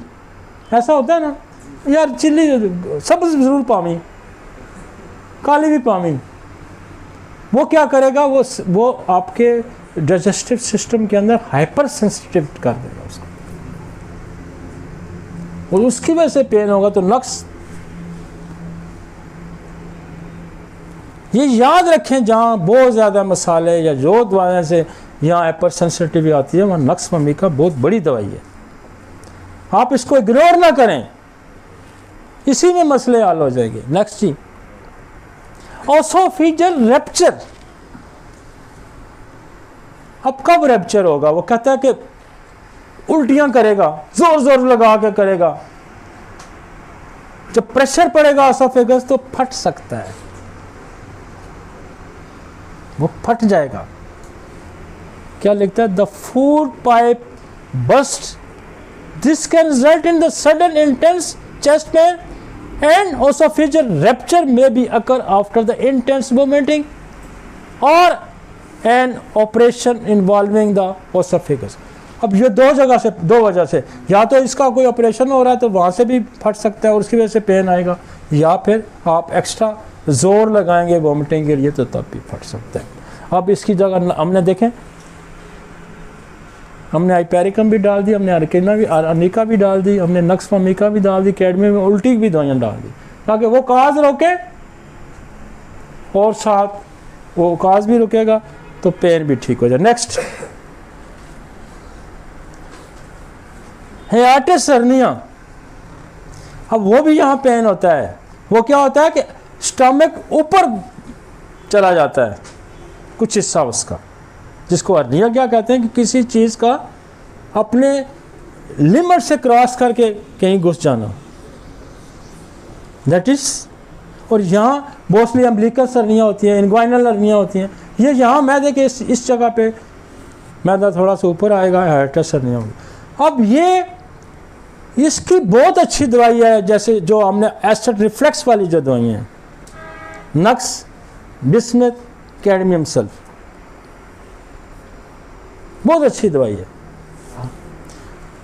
अब देखें, ये पेन है चेस्ट का आ रहा है, कितनी डिफरेंट मसाइल आ रहे हैं। चेस्ट पेन और चेस्ट क्लीनिंग बन सकता है।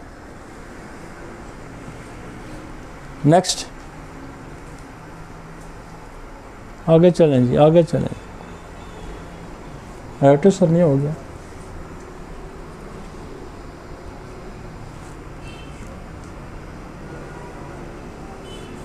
Hypertrophic cardiomyopathy.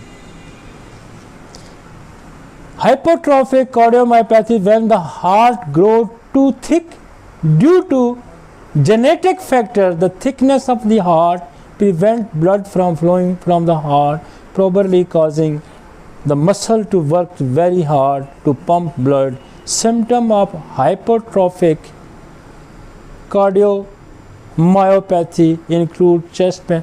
अच्छा, ये वो कह रहा है कि हमारे मोस्टली ये बच्चों में बहुत सारी आपको मायोपैथी आ जाती है। दिल का मसल जो है वो वीक हो जाता है और उसकी वजह से ज़ोर लगाता है तो पेन शुरू हो जाता है। और ये आपको हमेशा एफर्ट्स में मिलेगा।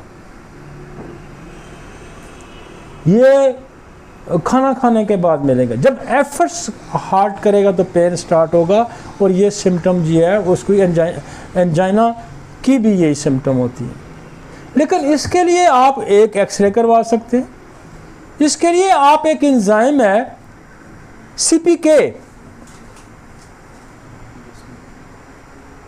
उसको करवा सकते हैं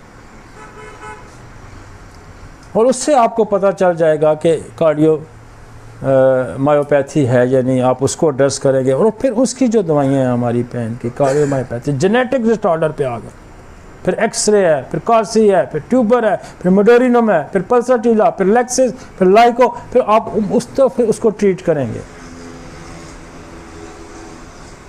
जनरली हमने आपको ये कहा कि आप 4-5 चीज़ों का हम इधर फोर्स करेंगे, लेकिन जब आपके पास इन डिटेल पेशेंट कोई आ जाता है तो फिर हमने इस डिटेल में जाना ही जाना है।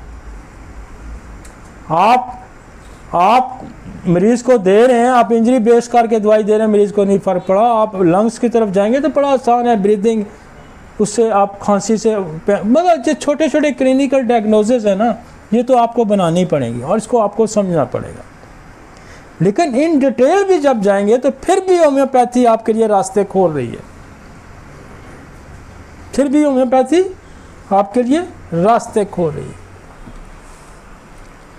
इसमें लेक्सिस है, लाइको है, ओरोमेट है, कैक्टस है, काली कार्ब है, कालमिया है, लिथियम कार्ब है, रस्टा, स्पाइजेलिया, स्पोजिया, नाजा। नेक्स्ट चलते हैं जी आगे। बोर तो नहीं हो रहे यार?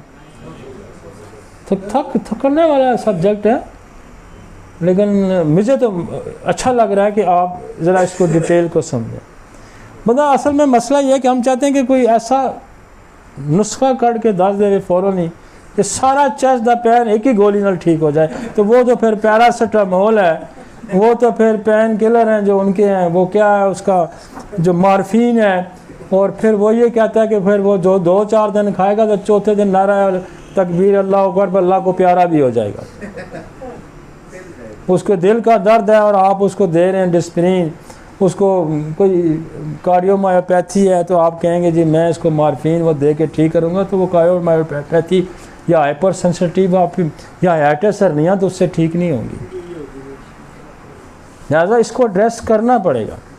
वो कोई बंदा था ना, वो कह रहा कि कोई वकीम था तो उसके साथ असिस्टेंट था, तो वो सफ़र पे पहले हकीम गांव-गांव फिरते होते थे, डॉक्टर भी, बस्ता उठाया, ऊँट पे बैठा, घोड़े पे बैठा, तो वो गया तो आगे कोई ऊँट जो था वो बड़ा बीमार, और उसके गले में ना उसने कोई तरबूज खाया तो गले में फंस गया। तो हकीम साहब ने क्या, एक पत्थर नीचे रखा, एक ऊपर रखा, मारा ज़ोर से, वो तरबूज टूटा और ऊँट ठीक हो गया। अब उसके साथ असिस्टेंट जो था नया, उसने कहा यार ये भी बड़ा मसला है, ये तो डॉक्टरी बड़ी आसान है, पत्थर रखो थल्ले रखो। वो किसी गाइटर था किसी का, खातून का, किसी की अम्मा का, उसने नीचे रखा, ऊपर से पत्थर रखा, अम्मा मार दी उसने। तो साथ गांव वाले ने फिर चंगी उसको ठकाई की। और ये होता है कि ये बड़ी इंसानी इसको समझना, ये कोई ऐसे शॉर्टकट नहीं है, लेकिन मैंने कोशिश किया कि आपको बहुत सारे आसान कुलिये बना के दे दूँ, बहुत सारे आसान रास्ते। आज कुछ लोग हमारे कैंसर के कैंप में बैठे हुए थे ना, दवाइयाँ यही थी ना, यही परसाटीला, यही लेक्स, यही कोनियम, यही लेकिन अकॉर्डिंग टू हम कास्ट पे हमने दे रहे थे। लोग क्या, मेरे ख्याल में हार्डली मतलब 2 या 1% लोगों ने ये कहा होगा कि हमें फ़र्क नहीं है। यही हुआ है ना, मैक्सिमम ने यही कहा ना जी हमें फ़र्क है। तो वो क्या था, कैंसर था। वो चेस्ट पेन सिंपल नहीं था भाई। तो जहाँ कैंसर इस तरह से ठीक हो सकता है यार, अगर आप चेस्ट पेन को समझ के एड्रेस करें। यहाँ में रुस्तम साहब भी बैठे थे और भी कोई दोस्त बैठे थे, ज़रा ज़रा हम इधर इधर जाते थे, ज़रा ज़रा ज़रा ज़रा ज़रा, और वो हिट होती थी तुम्हें। हम तो यार इसको इतना पब्लिश नहीं कर रहे। हम एक केस कैंसर का कोई ठीक कर ले तो ववेला डाल देता है, एक केस। हमारे पास मतलब सैकड़ों केस है हमारे पास। एक गांव के आज 7 पेशेंट थे, मेरे में फ़र्क है, कहता सबको फ़र्क है। आज आपको एक बंदा रिपोर्ट हुआ है, वो बड़े मज़े का बंदा था और बड़ा, उसको देख के बंदा कोई नहीं कह सकता इसको कैंसर है। उसके वैसे ही मैं कहा सुना, जब तुम हमारे पास आया तो कहता डॉक्टर ने मुझे कहा था ये 2 दिन से लिहाजा 1 हफ्ता ज़िंदा रह सकता है। आज 11वां साल है उसको, 11वां साल है उसको। कहता 4-3 दिन ब्लड की बोतलें मुझे रोज लगती थी। 11वां साल है उसको। तो हम तो एक केस प्रेजेंट कहीं कर दें यार, ये हम इसमें इतने उस बुनियादी उस पर हम काम कर रहे हैं। हम कह रहे हैं कि ताकि लोग बैठे होते हैं, हम ओपन डिस्कशन हो रही है, ये दवाई जा रही है, वो जा रही है, वो जा रही है, वो जा रही है, यूँ जा रही है।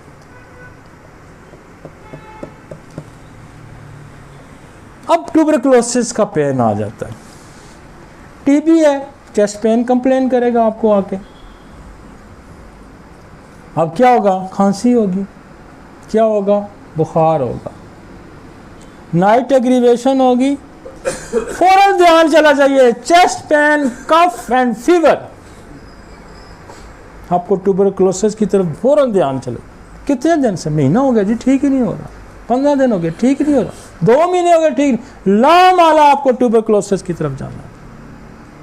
फौरन चेस्ट एक्सरे कराएं, फौरन उसका कराएं, ट्यूबरकुलोसिस के जो स्पुटम का टेस्ट कंजक्टिव 3 डेज का होता है वो कराएं।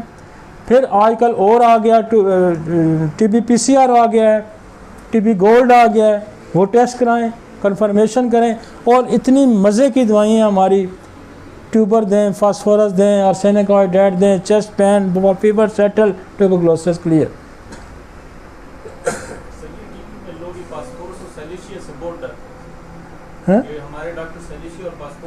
नहीं, सेलेशिया जो है, नहीं, फास्फोरस से तो ट्यूबरकुलोसिस में नहीं, बिल्कुल ही नहीं डरना चाहिए सेलेशिया से। लेकिन सेलेशिया बेसिकली जो टीबी, बोन की टीबी है, इससे बड़ी दवाई कोई नहीं होती। और हमने गली सली हड्डियाँ जो होती हैं टीबी की, बोन की, लेकिन इसको सेलेशिया को इस्तेमाल करने का आपको तरीका आना चाहिए। ये कभी भी अकेला इसको फायर ना करें, इसको कभी भी अकेला फायर ना करें, इसके साथ पूरे अरेंजमेंट के साथ इसको स्ट्राइक करें। आप उससे पहले कार्सिनोसन लगाएं, ट्यूबरकुलोनियम लगाएं, आप ड्रोसरा लगाएं, आप ऑरामेड लगाएं, फिर सेलेशिया दें। सेलेशिया आपको मज़े का रिजल्ट देगी। लेकिन चूंकि मियाज़मेटिक ट्यूबरकुलोसिस पड़ा है, छुपा है, क्या करेगा सेलेशिया? उसको ड्राई करने की कोशिश करेगा, उसको खुश्क करने की कोशिश करेगा, और वो वहाँ प्रॉब्लम क्रिएट कर देगा। ट्यूबरकुलोसिस की सेलेशिया आप खोल के देखें, बड़ी दवाइयों में इसका शुमार है, लेकिन इसके इस्तेमाल करने का आपको तरीका आना चाहिए।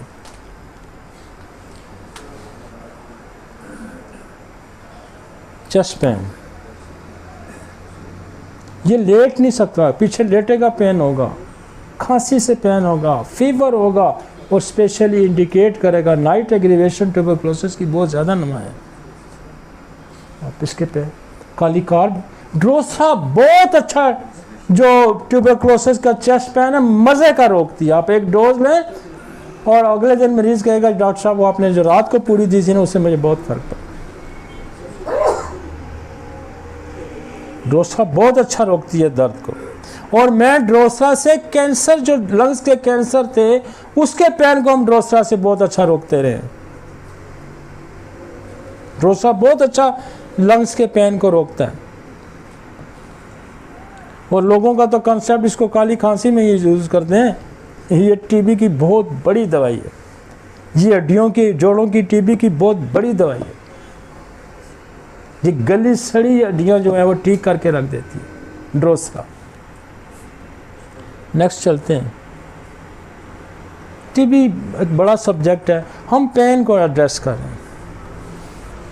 नेक्स्ट,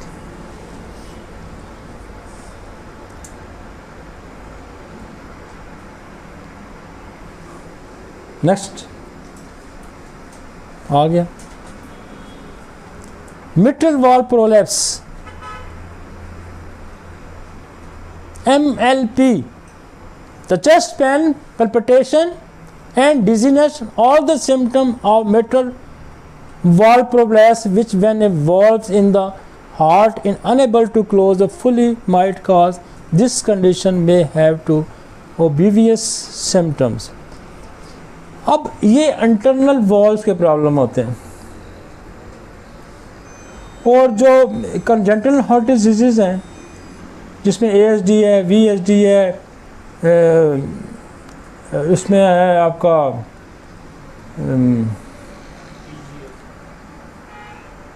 PDA है, पेटेंट डक्टस आर्टियोसिस है, ये कंजेंटल आ जाता है। कुछ हमारी रिलेटेड हैं रूमेटिक हार्ट डिजीज़, और वो है आपका infection,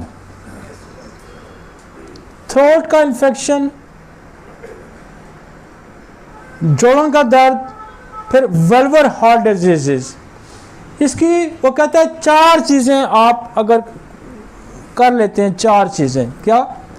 throat, fever, joint pain, और जॉइंट पेन क्या होती है? शिफ्टिंग पेन होते हैं, एक जोड़ में फिर दूसरे में फिर तीसरे, joint pain. Cardiac and chorea रशा, हाथ भी कांपते हैं इनके। ये 4 पैरामीटर आपको अगर मिल जाते हैं तो आप सीधे चले जाएंगे ये तो रूमेटिक है। और इसकी कॉज क्या है? स्ट्रेप्टोकोकस, SOT इसका बड़ा होगा। ये बैक्टीरिया मोस्ट कॉमन कॉज इसको करता है, और ऑटोइम्यून डिजीज भी इसको कॉज कर सकती है। अब यहाँ रोमाटाइड आर्थराइटिस आ जाएगा, वो डिफरेंट और चीज आ जाएगी। रोमाटाइड वो दोनों फर्क है। वो ऑटोइम्यून डिजीज है, उसमें RA फैक्टर पॉजिटिव आएगा, उसको क्या कहेंगे? रोमाटाइड आर्थराइटिस। वो जब हम जोड़ों के दर्द पड़ेंगे हम उसको फिर भी, लेकिन चूंकि यहाँ रूमेटिक कार्डिक डिजीजेज जो आती हैं उसका ये चैन है, थ्रोट, जोड़ों का दर्द, हार्ट के अंदर वॉल्वर जो वॉल्व्स हैं उसके अंदर जो चेंजेस ले आता है, ये लेके आता है। तो आपको हिस्ट्री में अगर ऐसा मिलता है, और इसमें ये जो प्रोलैप्स हैं, मेटल वॉल्व प्रोलैप्स हैं, ये बहुत ज़्यादा इनहेरिटेड डिजीज़ हैं और जेनेटिक फैक्टर्स भी आ जाते हैं। इसमें बहुत अच्छा रेडियम करती है, लाइकोपोडियम, ऑरोमेट, ये बहुत अच्छा काम करती है। नायरोसिरोसिस, ये VSD में भी यही दवाइयाँ बहुत अच्छा काम करती हैं। नेक्स्ट, और ये क्या प्रेजेंट करेगी? चेस्ट पेन करेगी। आप मज़ीद इन्वेस्टिगेशन करेंगे, आप उसको लिख देते हैं चेस्ट पेन है, एग्जॉस्शन से हो रहा है, ब्रीदिंग और डिफ़िकल्टी है, आप उसको लिख दें, इको करवा के ले आए जी, अगले दिन पढ़ लें आप। यहाँ चेस्ट एक्सरे, इको, जब चेस्ट का पेन आ जाए तो आप चारों रिजल्ट भी आप डिमांड कर सकते हैं। आप कहेंगे चेस्ट एक्सरे करा लाएं, आप स्कैन करा सकते हैं, आप इको करवा सकते हैं, आप इन्वेस्टिगेशन करवा सकते हैं, फ़ौरन लिख दें, बंदा भी खुश हो जाएगा। आजकल जितने टेस्ट लिखे ज़्यादा ही खुश होता है, मरीज़ कहता है यार डॉक्टर ने ये भी लिख दिया, और फिर साथ जब ठीक होते हैं तो कहते हैं शुक्र अल्हम्दुलिल्लाह। जो डॉक्टर है ना, बहुत सारे, वो मरीज़ जाता है ना 15 टेस्ट, आप फीस भी दे दी 15 टेस्टों की, तो नाल शुक्र अल्हम्दुलिल्लाह भी नाल, क्योंकि वो टेस्ट ही ठीक थे, गैर ज़रूरी टेस्ट थे, उन्होंने ठीक ही होना था। लेकिन शुक्र है डॉक्टर साहब, यह भी ठीक आ गया, यह भी ठीक आ गया, यह भी ठीक आ गया, क्योंकि बहुत सारी मार्केटिंग भी होगी, साथ मरीज़ भी घेरा गया, पैसे भी ले लिए गए, नाल शुक्र अल्हम्दुलिल्लाह भी हो गया। Next, panic attack. अब बहुत सारे मरीज़ आपके पास आएंगे, इनकी प्रेजेंटेशन ही डिफरेंट होगी, नेक टेढ़ी होगी, डीप ब्रीथ लेगा, अब खोलेंगे तो कोई पीछे कहानी होगी। तो पैनिक अटैक, डिसअपॉइंटमेंट, ग्रीफ, उनको पैनिक अटैक्स होते हैं। और पैनिक अटैक जब होता है तो वो कोई भी सिम्टम साथ क्रिएट करेगा। उसको क्या हो सकता है? उसको सर दर्द भी हो सकता है, उसको चेस्ट पेन भी हो सकता है, उसको मोशन भी हो सकते हैं, उसको कुछ भी हो सकता है। लिहाजा ये कॉज इग्नेशिया है, एनाटॉमी। और आज हमने एक कैंसर का पेशेंट देखा है हमने, और अल्लाह करे वो उसको अल्लाह सेहत भी दे, और हमने उसकी डायग्नोसिस बनाई। और वो पहला केस है जो जिसको मैंने रेपर्टराइज किया, मैं कम ही मैं रेपर्टरी खोलता हूँ। तो उसकी ये हिस्ट्री थी कि इसके वालिद की जब डेथ हुई है, वालिद की डेथ के बाद इसको जॉन्डिस हुआ है, और उसके बाद फिर आगे मसाइल बढ़ते गए। तो मैंने जब रेपर्टरी खोली तो जॉन्डिस फ्रॉम ग्रीफ एक ही दवाई लिखी हुई थी, एसिड फॉस, एक सिंगल दवाई लिखी। और मुझ पे लोगों दोस्तों का प्रेशर था, मेरी तरफ देख रहे थे कि यार बस यही लिख के दे रहा है, मैंने कहा नहीं, कॉज पे एक ही आ रही है तो इसको एक को ही लिखना है। फैमिली हिस्ट्री में चेस्ट इन्फेक्शन था, हमने कार्सी ट्यूबर को एड्रेस करके एसिड फास दे दिया, अल्लाह रहम करे। मैं एक बात करता हूँ कि वो कॉज क्या है, ग्रीफ कॉज है, पैनिक है, और पैनिक ने बॉडी के अंदर केमिस्ट्री चेंज कर दी है। मैंने एक औरत के कैंसर को ठीक किया सिर्फ इग्नीशिया से, कार्सिनोसन इग्नीशिया दे दे के, और वो मेरे पास आए थे, उठा के उसको लाए थे, और उस वक्त वो 70 ईयर, वो जाके कोई 90 के करीब उम्र में मरी है वो औरत। और जब भी उसका बेटा मेरे पास, अम्मा काम कर रही है, अम्मा चल फिर रही है। आज भी कई पेशेंट आपको प्रेजेंट हुए होंगे जो कहते थे कि हमें 2-2 बंदे पकड़ के लाते थे, हमें उठा के लाते थे, हम घर के काम काज कर रहे हैं। वो इसी अप्रोच से ठीक हो रहे हैं। कॉज डिफरेंट कॉज, और डिफरेंट कॉजेस पे आपके पास रेमेडी होनी चाहिए। डिफरेंट कॉजेस पे आपके पास रेमेडी होनी चाहिए। तो panic attack may cause the chest pain in addition to the nausea, dizzy, sweating, rapid heartbeat and fear. Aconite, Ignatia, Gelsemium, Natrum, acid fast, Oromet. Next.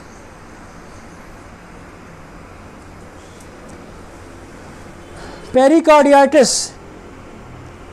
पेरिकार्डियाटिस का एक तो inflammation of the sac around the heart के जो गिर्द झिल्ली है उसमें अगर इन्फेक्शन हो जाता है तो उसकी वजह से पेन हो जाता है, और ये बहुत कॉमन उसमें स्ट्रेप्टोकोकस में मिलता है। Baryta carb, kalmia, lithium carb, spigelia, spongia, lachesis. Next, pleurisy, फेफड़ों में पानी का पड़ जाना। अगेन ये सारी पैथोलॉजी लंग्स के अंदर, ट्यूबरक्लोसिस, एस्थमा, प्लूरेसी, ये जो मैंने 4 बेसिकली देखे ना। अब हम हार्ट की डिटेल पे काफ़ी गए हैं, इसी तरह लंग्स की डिटेल में हम काफ़ी जा रहे हैं। एस्थमा बेसिकली कॉज लंग्स है, लंग्स के अंदर लंग्स की पैथोलॉजी है। ट्यूबरक्लोसिस लंग्स की पैथोलॉजी, एस्थमा लंग्स की पैथोलॉजी, और उसके साथ जो है प्लूरेसी, पानी पड़ जाना फेफड़ों में। कार्सी ट्यूबर, ब्रेविनिया, कालीकार्प, कार्बो एनिमेरस, सेनेगा, सल्फर, ये दवाइयां प्लूरेसी की। तो आपने लंग्स के अंदर कितनी पैथोलॉजी हैं जो कि चेस्ट पेन क्रिएट करती हैं। लंग्स के अंदर कितनी पैथोलॉजी है, फिर लंग्स का कैंसर आएगा, वो भी चेस्ट पेन प्रेजेंट करेगा मरीज। तो और आगे फिर हम चले जाते हैं, नेक्स्ट आगे चले जाएं। निमोनिया बहुत कॉमन, ये भी लंग्स की पैथोलॉजी को और आ गई है। ये प्रेजेंट चेस्ट पेन करेगा, और इसकी इजीली डायग्नोसिस है। ब्रीदिंग डिफिकल्टी, फीवर, बुखार, फीवर और चेस्ट पेन। अब स्टेथ लगा गए तो रैटलिंग साउंड, क्रैकिंग साउंड आएगी इस पे, नोज फ्लैपिंग आएगी, नथना फड़क रहा होगा, और पेन है। निमोनिया की तरफ जाना है आपको। किसकी तरफ जाना है? निमोनिया की तरफ जाना है। ट्यूबर, न्यूमोकॉक्सिन, लाइको, चलिडोनियम, एंटोमटाइड, फास्फोरस, ब्रेविनिया, दवाइयां देखे घूम घाम के वही आ रही हैं, लेकिन काजेस चेंज हो रहे हैं। आपने एड्रेस किस तरह करना है? नेक्स्ट,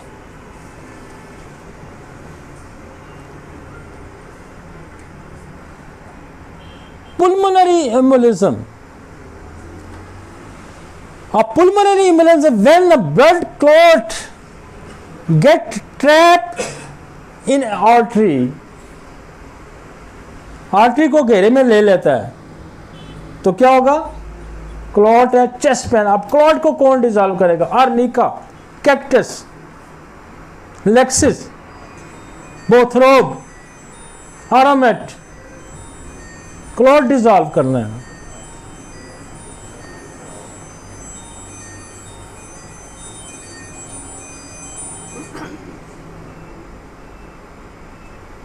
योर लाइफ थ्रेटेंड है ये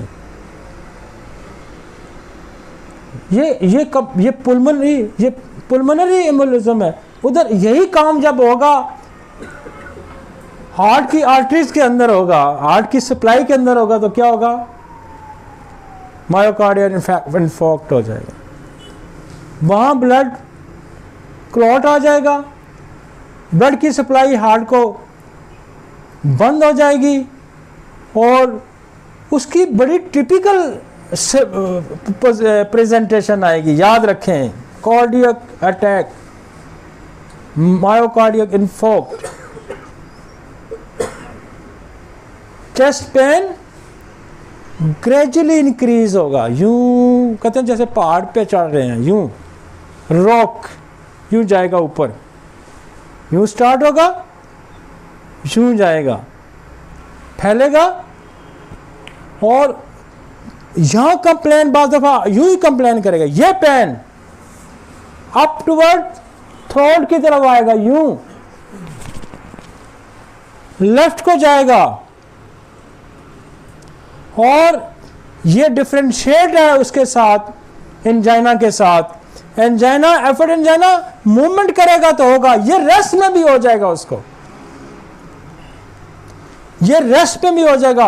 और इसकी एक और बड़ी खास अलामत है कि स्वेटिंग आ जाएगी, कोल्ड स्वेटिंग। जिंदगी कोल्ड स्वेटिंग जब आ गई तो समझे लाइफ थ्रेटेंड है, बंदा हाथ से निकल रहा है। पेन ग्रेजुअली अप और फौरन ट्रीटमेंट दें, एकोनाइट दें, वराइटम एल्बम दें, कैक्टस का शिकंजा फौरन कैक्टस दें, with in a minute relax कर जाएगा। और साथ ट्रोपन आई एंजाइम का टेस्ट लिख के भेज दें। वो रेज हुआ तो इसका मतलब 101% कार्डियक अटैक है। कौन सा टेस्ट रिक्वायर करेंगे? ट्रोपन।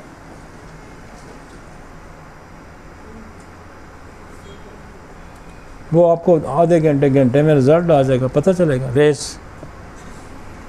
कभी भी इसको और ये फौरन रेस्क्यू करेगी आपको एकोनाइट, फौरन रेस्क्यू करेगी वराइटम एल्बम। कैक्टस तो कभी, मैं कहता हूँ मुझे ज़िंदगी में कभी ऐसा नहीं हुआ कि कैक्टस ने मिनट से ऊपर टाइम लिया हो। अगर अब होता क्या है, जब वहाँ क्लॉट आ जाएगा, प्रेशर शिकंजा पड़ जाता है, यूँ स्क्वीज हो जाती है ना आगे, यूँ स्क्वीज होना ये कैक्टस है। यूँ स्क्वीज हो, ये शिकंजा पड़ जाए, दिस इज द कैक्टस। बड़े लोगों को बचाती है ये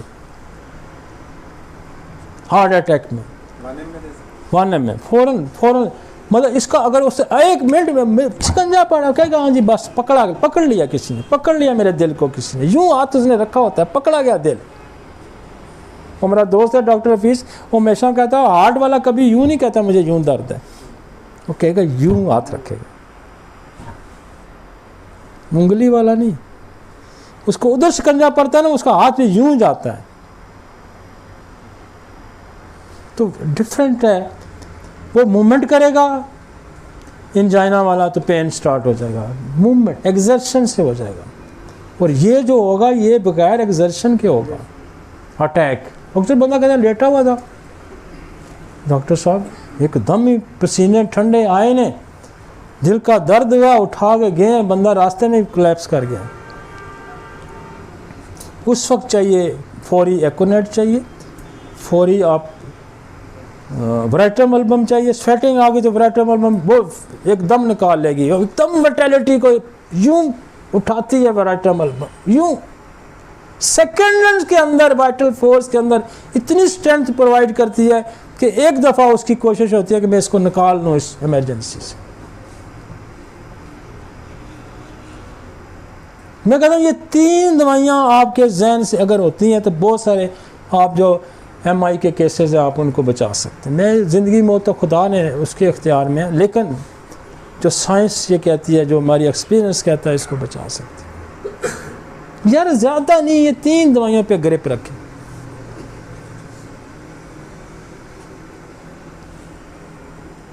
नेक्स्ट चलते हैं। हार्ट अटैक मैं इसको कर गया हूँ। Chest pain in one of the 5 main symptom of the heart attack. The other are pain in the jaw, neck or back, lightheadedness, weakness, pain in the arm or shoulder, shortness of the breath and sweating भी लिखने साथ। ये presentation है heart attack की, दवाइयाँ मैंने लिख दी हैं। Next, myocarditis. Myocarditis is when the heart become inflamed, resulting a symptom the similar to heart attack. ये ऐसा ही होता है कि बस गया, चेस्ट पेन, फीवर। अच्छा, यहां डिफरेंशिएट करेंगे, वहां फीवर नहीं होगा हार्ट अटैक में। जेकर जब इन्फ्लेमेशन ऑफ उस हार्ट की आएगी, इन्फेक्शन आएगा, तो फिर साथ जहां इन्फेक्शन आएगा फीवर आएगा। और अगर ये प्रेजेंटेशन और फीवर है तो आप ये समझें कि इन्फेक्शन है। स्ट्रेप्टोकोकस, बेसिलियम ओरम and kalmia lachesis. Next, angina. Angina बार बार अटैक होता है, बार बार। और जी थोड़ा जब मैं वजन चुकता हूँ दर्द हो जाता है, खाना खाता हूँ पेन हो जाता है, वॉक करता हूँ पेन हो जाता है, और रिपीटेड होता रहता है। That is the angina. Feels like as squeezing pain in the pressure on the chest, it occur when not. और यही इस तरह की जो सिम्टम है, ये एक आर्टरी का कोई मुंह खुला होता है, तो ये जब एफर्ट्स करते हैं उस पर प्रेशर पड़ता है तो ये पेन होता है। और यही बढ़ते बढ़ते बढ़ते हार्ट अटैक, ये बढ़ते बढ़ते हार्ट अटैक। अब लेटोडेक्टिस मकड़ा बहुत अच्छा एंजाइना को रोकता है। पेस्ट यूं होगा, राइट को भी जाएगा, लेफ्ट को भी पेन जाता है, इसका दोनों तरफ जाता है इसका। एकोनाइट है, लेक्सिस है, सफोकेशन करेगा, पेन करेगा। जब भी दर्द होता है, पेन होता है, दरवाजे खोलो, खिड़कियां खोलो, तो लेक्सिस देंगे, फौरन ठीक कर देगा। कालमिया,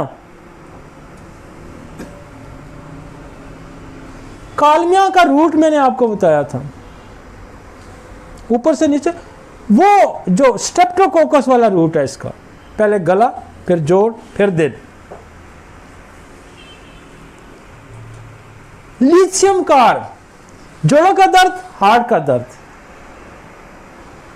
मरीज का कहा जी मुझे जोड़ों का भी दर्द होता है, मेरा हार्ट का भी दर्द है, फिर लिथियम कार बड़े मजे की लगेगी। सेंचुरस, दर्द फ्रंट से बैक को जाएगा, यूं कहता है, यूं हार्ट में दर्द होगा जी, पीछे क्रॉस कर जाता है। सेंचुरस कभी फेल नहीं होती इस पे, यहां से पीछे जाएगा, यहां से पीछे जाएगा, यहां से, तो दवाइयां बदल जाएंगी। यहां से पीछे जाएगा तो फिर क्या, चिलिडोनियम है, यहां से पीछे जाएगा तो फिर बिस्मिथ है। ये स्टोमक का पैर है, एपिगेस्ट्रियम का। कालमिया भी यूं आता है, लेटोडेक्टिस भी यूं आता है, लेक्सिस भी यूं आता है। और यहाँ कोरिलेट करेगा, बाद दफा हम इस बाजू के पेन को हार्ट के साथ रिलेट कर जाते हैं। नो, दर्द यहां से उठ के बाजू में जाएगा, दर्द यहां से उठ के बाजू में आएगा तो फिर सर्वाइकल के इश्यूज आ जाएंगे। इधर से आता है, हाँ जी इधर भी होता है जी, इधर भी होता है, फिर यूं आता है, फिर तो सर्वाइकल में कंप्रेशन आ रहा है। वो मैंने सर्वाइकल जो है इसलिए जान के छोड़ दिया है कि मैं वो चाह रहा हूँ कि मैं सारी रूमेटोलॉजी इकट्ठी कर दूँ। यहाँ से शुरू करेंगे ना, रीढ़ की हड्डी से टेल बोन तक करेंगे, फिर जोड़ करके स्मॉल सारे उसको फारग कर देंगे ना, वो एक की ज़रा समझने में आसानी हो जाएगी। अभी मैं यूं जा रहा हूँ, अभी मैंने अपर एब्डोमेन, फिर लोअर एब्डोमेन, मिडल सारा करके, फिर मैंने जेनेटल सिस्टम को करके, फिर हम उस पर चले जाएंगे। तो मेरे हाथ 2 लेक्चर शायद और खा जाएगा ये, एक लेक्चर तो पूरा रूमेटोलॉजी खाएगी ये। उसको मैंने समझाना है ऑस्टियोफाइट क्या होते हैं, बल्ज क्या होता है, स्टेनोसिस क्या होता है, कहाँ क्या होता है, कहाँ क्या होता है। मज़े की साइंस है भाई वो। आप यूं एक्सरे देखें, नो क्वेश्चन, एक्सरे देखा, चल भाई बस है। हाँ, no symptom, pathology only, x ray, चलो जी, है ना मज़ा। लोग अक्सर ये सवाल करते हैं ये कौन सी साइंस है इतना क्विक। वो यार मैंने ट्रांसफर का बताया ना आपको, गले के दर्द का कितना क्विक है, यूं टार्च मारी, टक टक दवाइयाँ नहीं आई, ये निकाल ये निकाल, ये है तो ये मिनट लगता है। इसी तरह हम सर्वाइकल स्पाइन ये सारा इसी टिक टिक करेंगे, एक्सरे देखेंगे, उसकी देखें रिपोर्ट, चलो जी।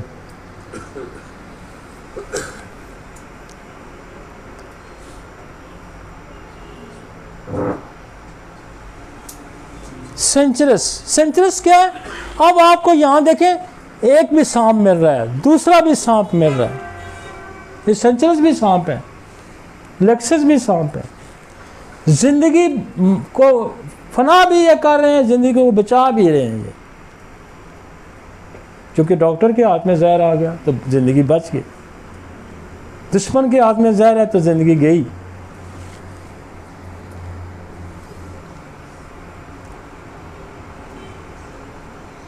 अच्छा, इसके साथ एक बड़ी मजे की दवाई है हेमोटॉक्सिलॉन। ये कहता है कि मरीज आके कहता है डॉक्टर साहब किसी ने यहाँ सलाख लोहे की घुसा दी है, लोहे की सलाख। वो कहते हैं यहाँ से दर्द क्रॉस कर रहा है, सेंचुरस। लोहे की सलाख जब आ गई दिल के अंदर घुस गई, हेमोटॉक्सिलॉन। नेक्स्ट एक दवाई में, मेरा एक दोस्त है डॉक्टर उस्मान खानेवाल, उसने यहाँ एक और दवाई बड़ी मज़े बताई, हालांकि वो लीवर की दवाई है, चेलिडोनियम। वो इस पेन में भी बड़ा मज़े का काम करती है और मैंने बेशुमार मरीज़ों को दी है, आप भी ट्राई करें। यहाँ चेलिडोनियम, ये पेन हार्ट का, इसे ऐड कर दें चेलिडोनियम, और वो कसरत से मैंने भी काफ़ी मरीज़ों को दी और वाकई फ़र्क पड़ता है। हालांकि वो कभी जहन में ही नहीं आती कि हार्ट में चेलिडोनियम का कोई रोल होगा, लेकिन वो काम करती है। एक और दवाई है मैग्नोलिया। ये कहता है कि ये ऐसा कहता है हार्ट अब बंद हो जाएगा, हार्ट बंद हो जाएगा, हार्ट मेरा स्टॉप कर जाएगा। ये किसकी सिम्टम भी है? ये जलसीमियम की भी है। ये चलेगा तो हार्ट स्टॉप हो जाएगा, ये जलसीमियम है, रुकेंगे तो हार्ट स्टॉप हो जाएगा, ये डिजिटेलस है। तो ये कह रहा है मैग्नोलिया में की सिम्टम है कि feel as the heart would cease to function, heart function करना बंद हो जाएगा और चेस्ट पेन की कंप्लेन आएगी। साथ ये भी कहेगा डॉक्टर साहब कोई बात करो जी, मेरा दिल बंद होने लगा। This is the presentation. ये प्रेजेंटेशन हार्ट के मरीज के अंदर आएगी, ये प्रेजेंटेशन इंजरी के अंदर नहीं आएगी, ये उधर नहीं आएगी, ये लंग्स में नहीं आएगी, ये किस में आएगी? हार्ट मेरा बंद होने लगा है। मजे की है ना साइंस। नेक्स्ट,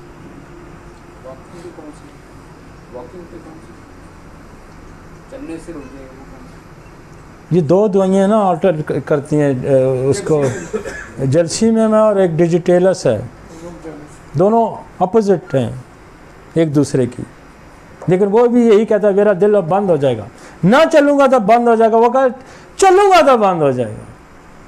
यहाँ वो वैसे कह रहा है कि मेरा दिल अब बंद हो जाएगा, दर्द है मेरा दिल बंद हो जाएगा। ठीक है, next.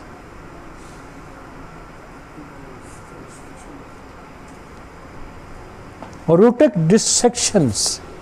Aortic dissection is separation of the inner layers of the aorta, then main artery that lead from the heart When this happen, a build up of blood can cause the artery to burst. Artery को दो हिस्सों में कर देगा, burst कर देगा. Dissection is a life threatening, so require immediate medical help. तो यहाँ क्या आर्निका, ऑकोनाइट, कैक्टस, लेक्सिस, वराइट्रोमल्बम. अब ये बड़ी डिटेल है. आप कहेंगे ये हमें क्या पता चलेगा? ये डायग्नोज होके आ जाते हैं केसेस आपके पास, तो आपका जहन में हो, आपके जहन में हो. नेक्स्ट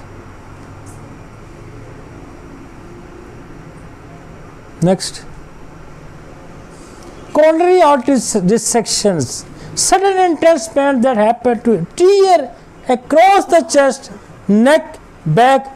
प्रेशर जब पड़ता है, नहीं निकलता तो बाद आर्टरी में टीयर आ जाता है. जब टीयर आ जाएगा, जब बस्ट हो जाएगी आर्टरी, ब्लड फ्लो इतना प्रेशर करता है कि आर्टरी को फाड़ के रख देता है,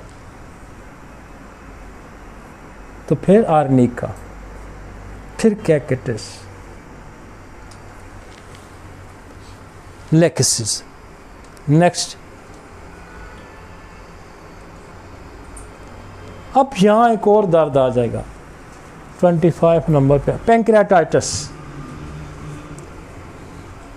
One rare symptom of the pancreatitis is a pain in the lower chest that is made worse by laying down flat. सीधा लेटता है तो दर्द बढ़ जाता है, और बैक पे दर्द होता है. कंप्लेन कहेगा कि यहाँ दर्द है और फिर पीछे चला गया. थोड़ा लोअर एरिया होता है इसका, थोड़ा लोअर एरिया होता है और पीछे होता है. इसके लिए आसान एक साथ आप फौरी तौर पे आप ये जज कर लें कि ये पैंक्रियाटाइटिस है, यहाँ से हुआ फिर बैक को जा रहा है, या थोड़ा यहाँ होगा तो बैक को जाएगा तो पित्ते का हो जाएगा. और पित्ते के, मेरा एक दोस्त है मेडिकल स्पेशलिस्ट डॉक्टर, जो वो कहता है मैं पित्ते के दर्द को बड़े आसानी से पहचानता हूँ. मैं यहाँ उंगली रखता हूँ और मरीज को कहता हूँ सांस ले, तो वो फिर सांस नहीं ले सकता, कहता नहीं मेरा सांस रुक जाएगा. This is specifically symptom of gall bladder stone.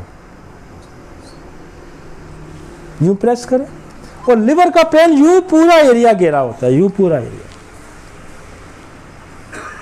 ये थोड़ा एरिया, वो पूरा एरिया घेरा होता है. लिवर का पेन भी पीछे जाता है लेकिन एरिया ज्यादा घेरा होता है, यूं टेंडर होता है एरिया. देखिए ना, डायग्नोसिस मजे की है ना. यूं रखो, सांस लो, नहीं सांस नहीं. फिर अब आयरस वर्स्कुलर है, पैंक्रियाटिनो में, चिलिडोनियम है, कोनियम है, ड्रास्टस है, सियानोथिस है. ये किसकी पेन की है? और आयरस वर्स्कुलर बहुत अच्छा, पैंक्रियाटिनम बहुत अच्छा रोकती है. और टेस्ट रिक्वायर कर दे, माइलेज, लाइपेज, रेज होंगे. 2 टेस्ट लिख दें कि आप जनाब ये लाइपेज करा लें, माइलेज करा लें.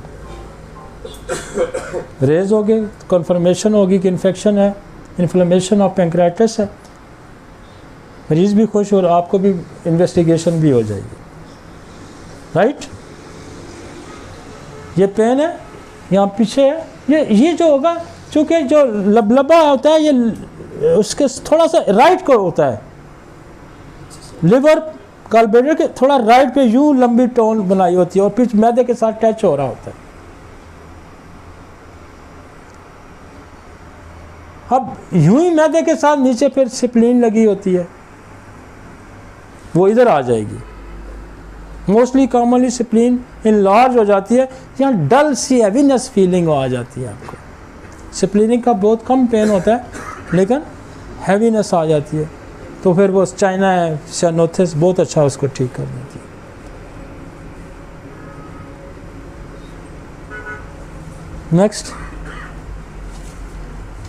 Next the pulmonary hypertension. Pulmonary hypertension is the blood pressure in the arteries that carry blood to the lungs. जो lungs को आर्टरी जा रही है उसकी प्रॉब्लम की वजह से ब्लड प्रेशर रेज होता है. In some case this may result in the chest pain. Belladonna, Glo9 बहुत कॉमनली यूज होगी. जब ब्लड प्रेशर की वजह से चेस्ट पेन हो जाएगा तो फौरी बेलाडोना दे, फौरी ग्लोनाइन दे, सेटल डाउन कर देगा.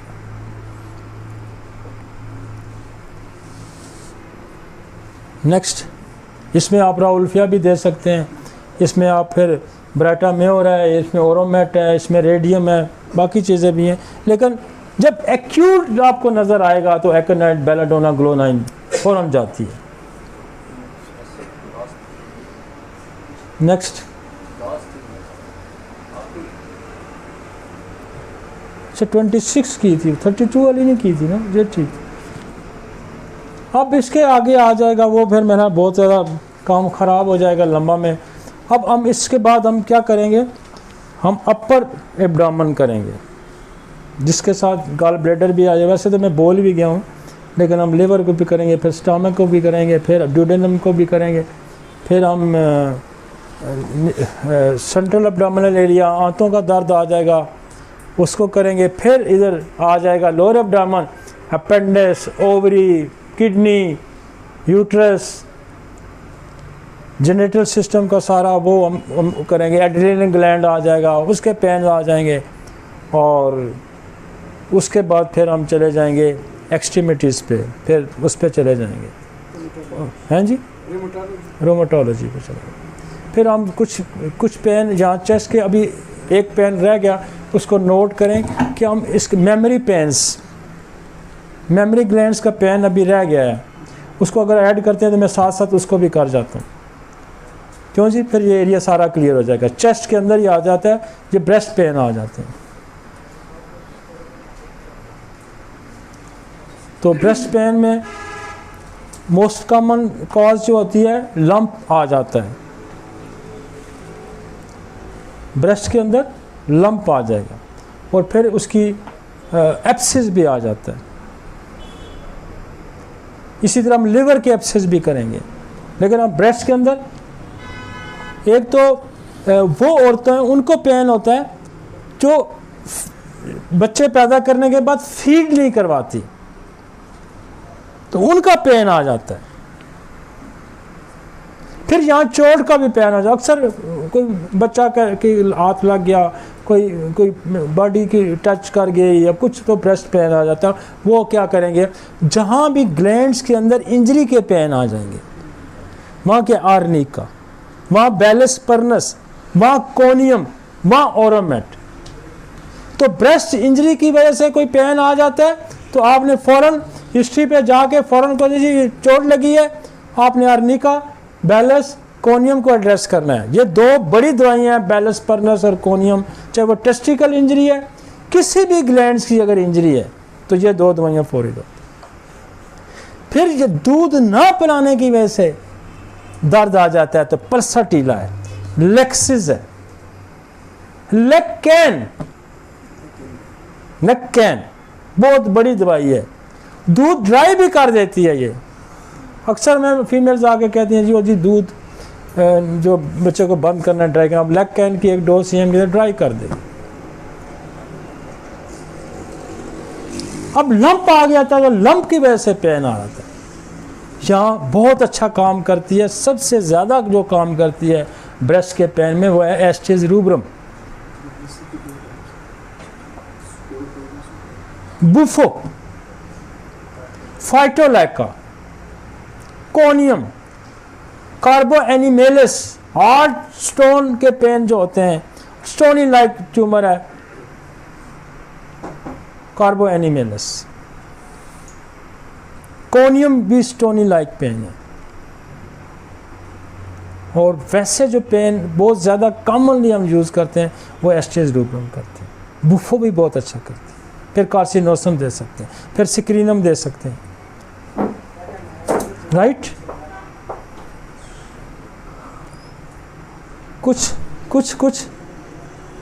चेस्ट को फिर मैं वापस आ जाता हूँ 4-5 हिस्सों में। इंजरी को करेंगे स्पाज्म, लंग्स को कंसीडर करेंगे, ओसोफेगस को कंसीडर करेंगे, हार्ट को कंसीडर करेंगे।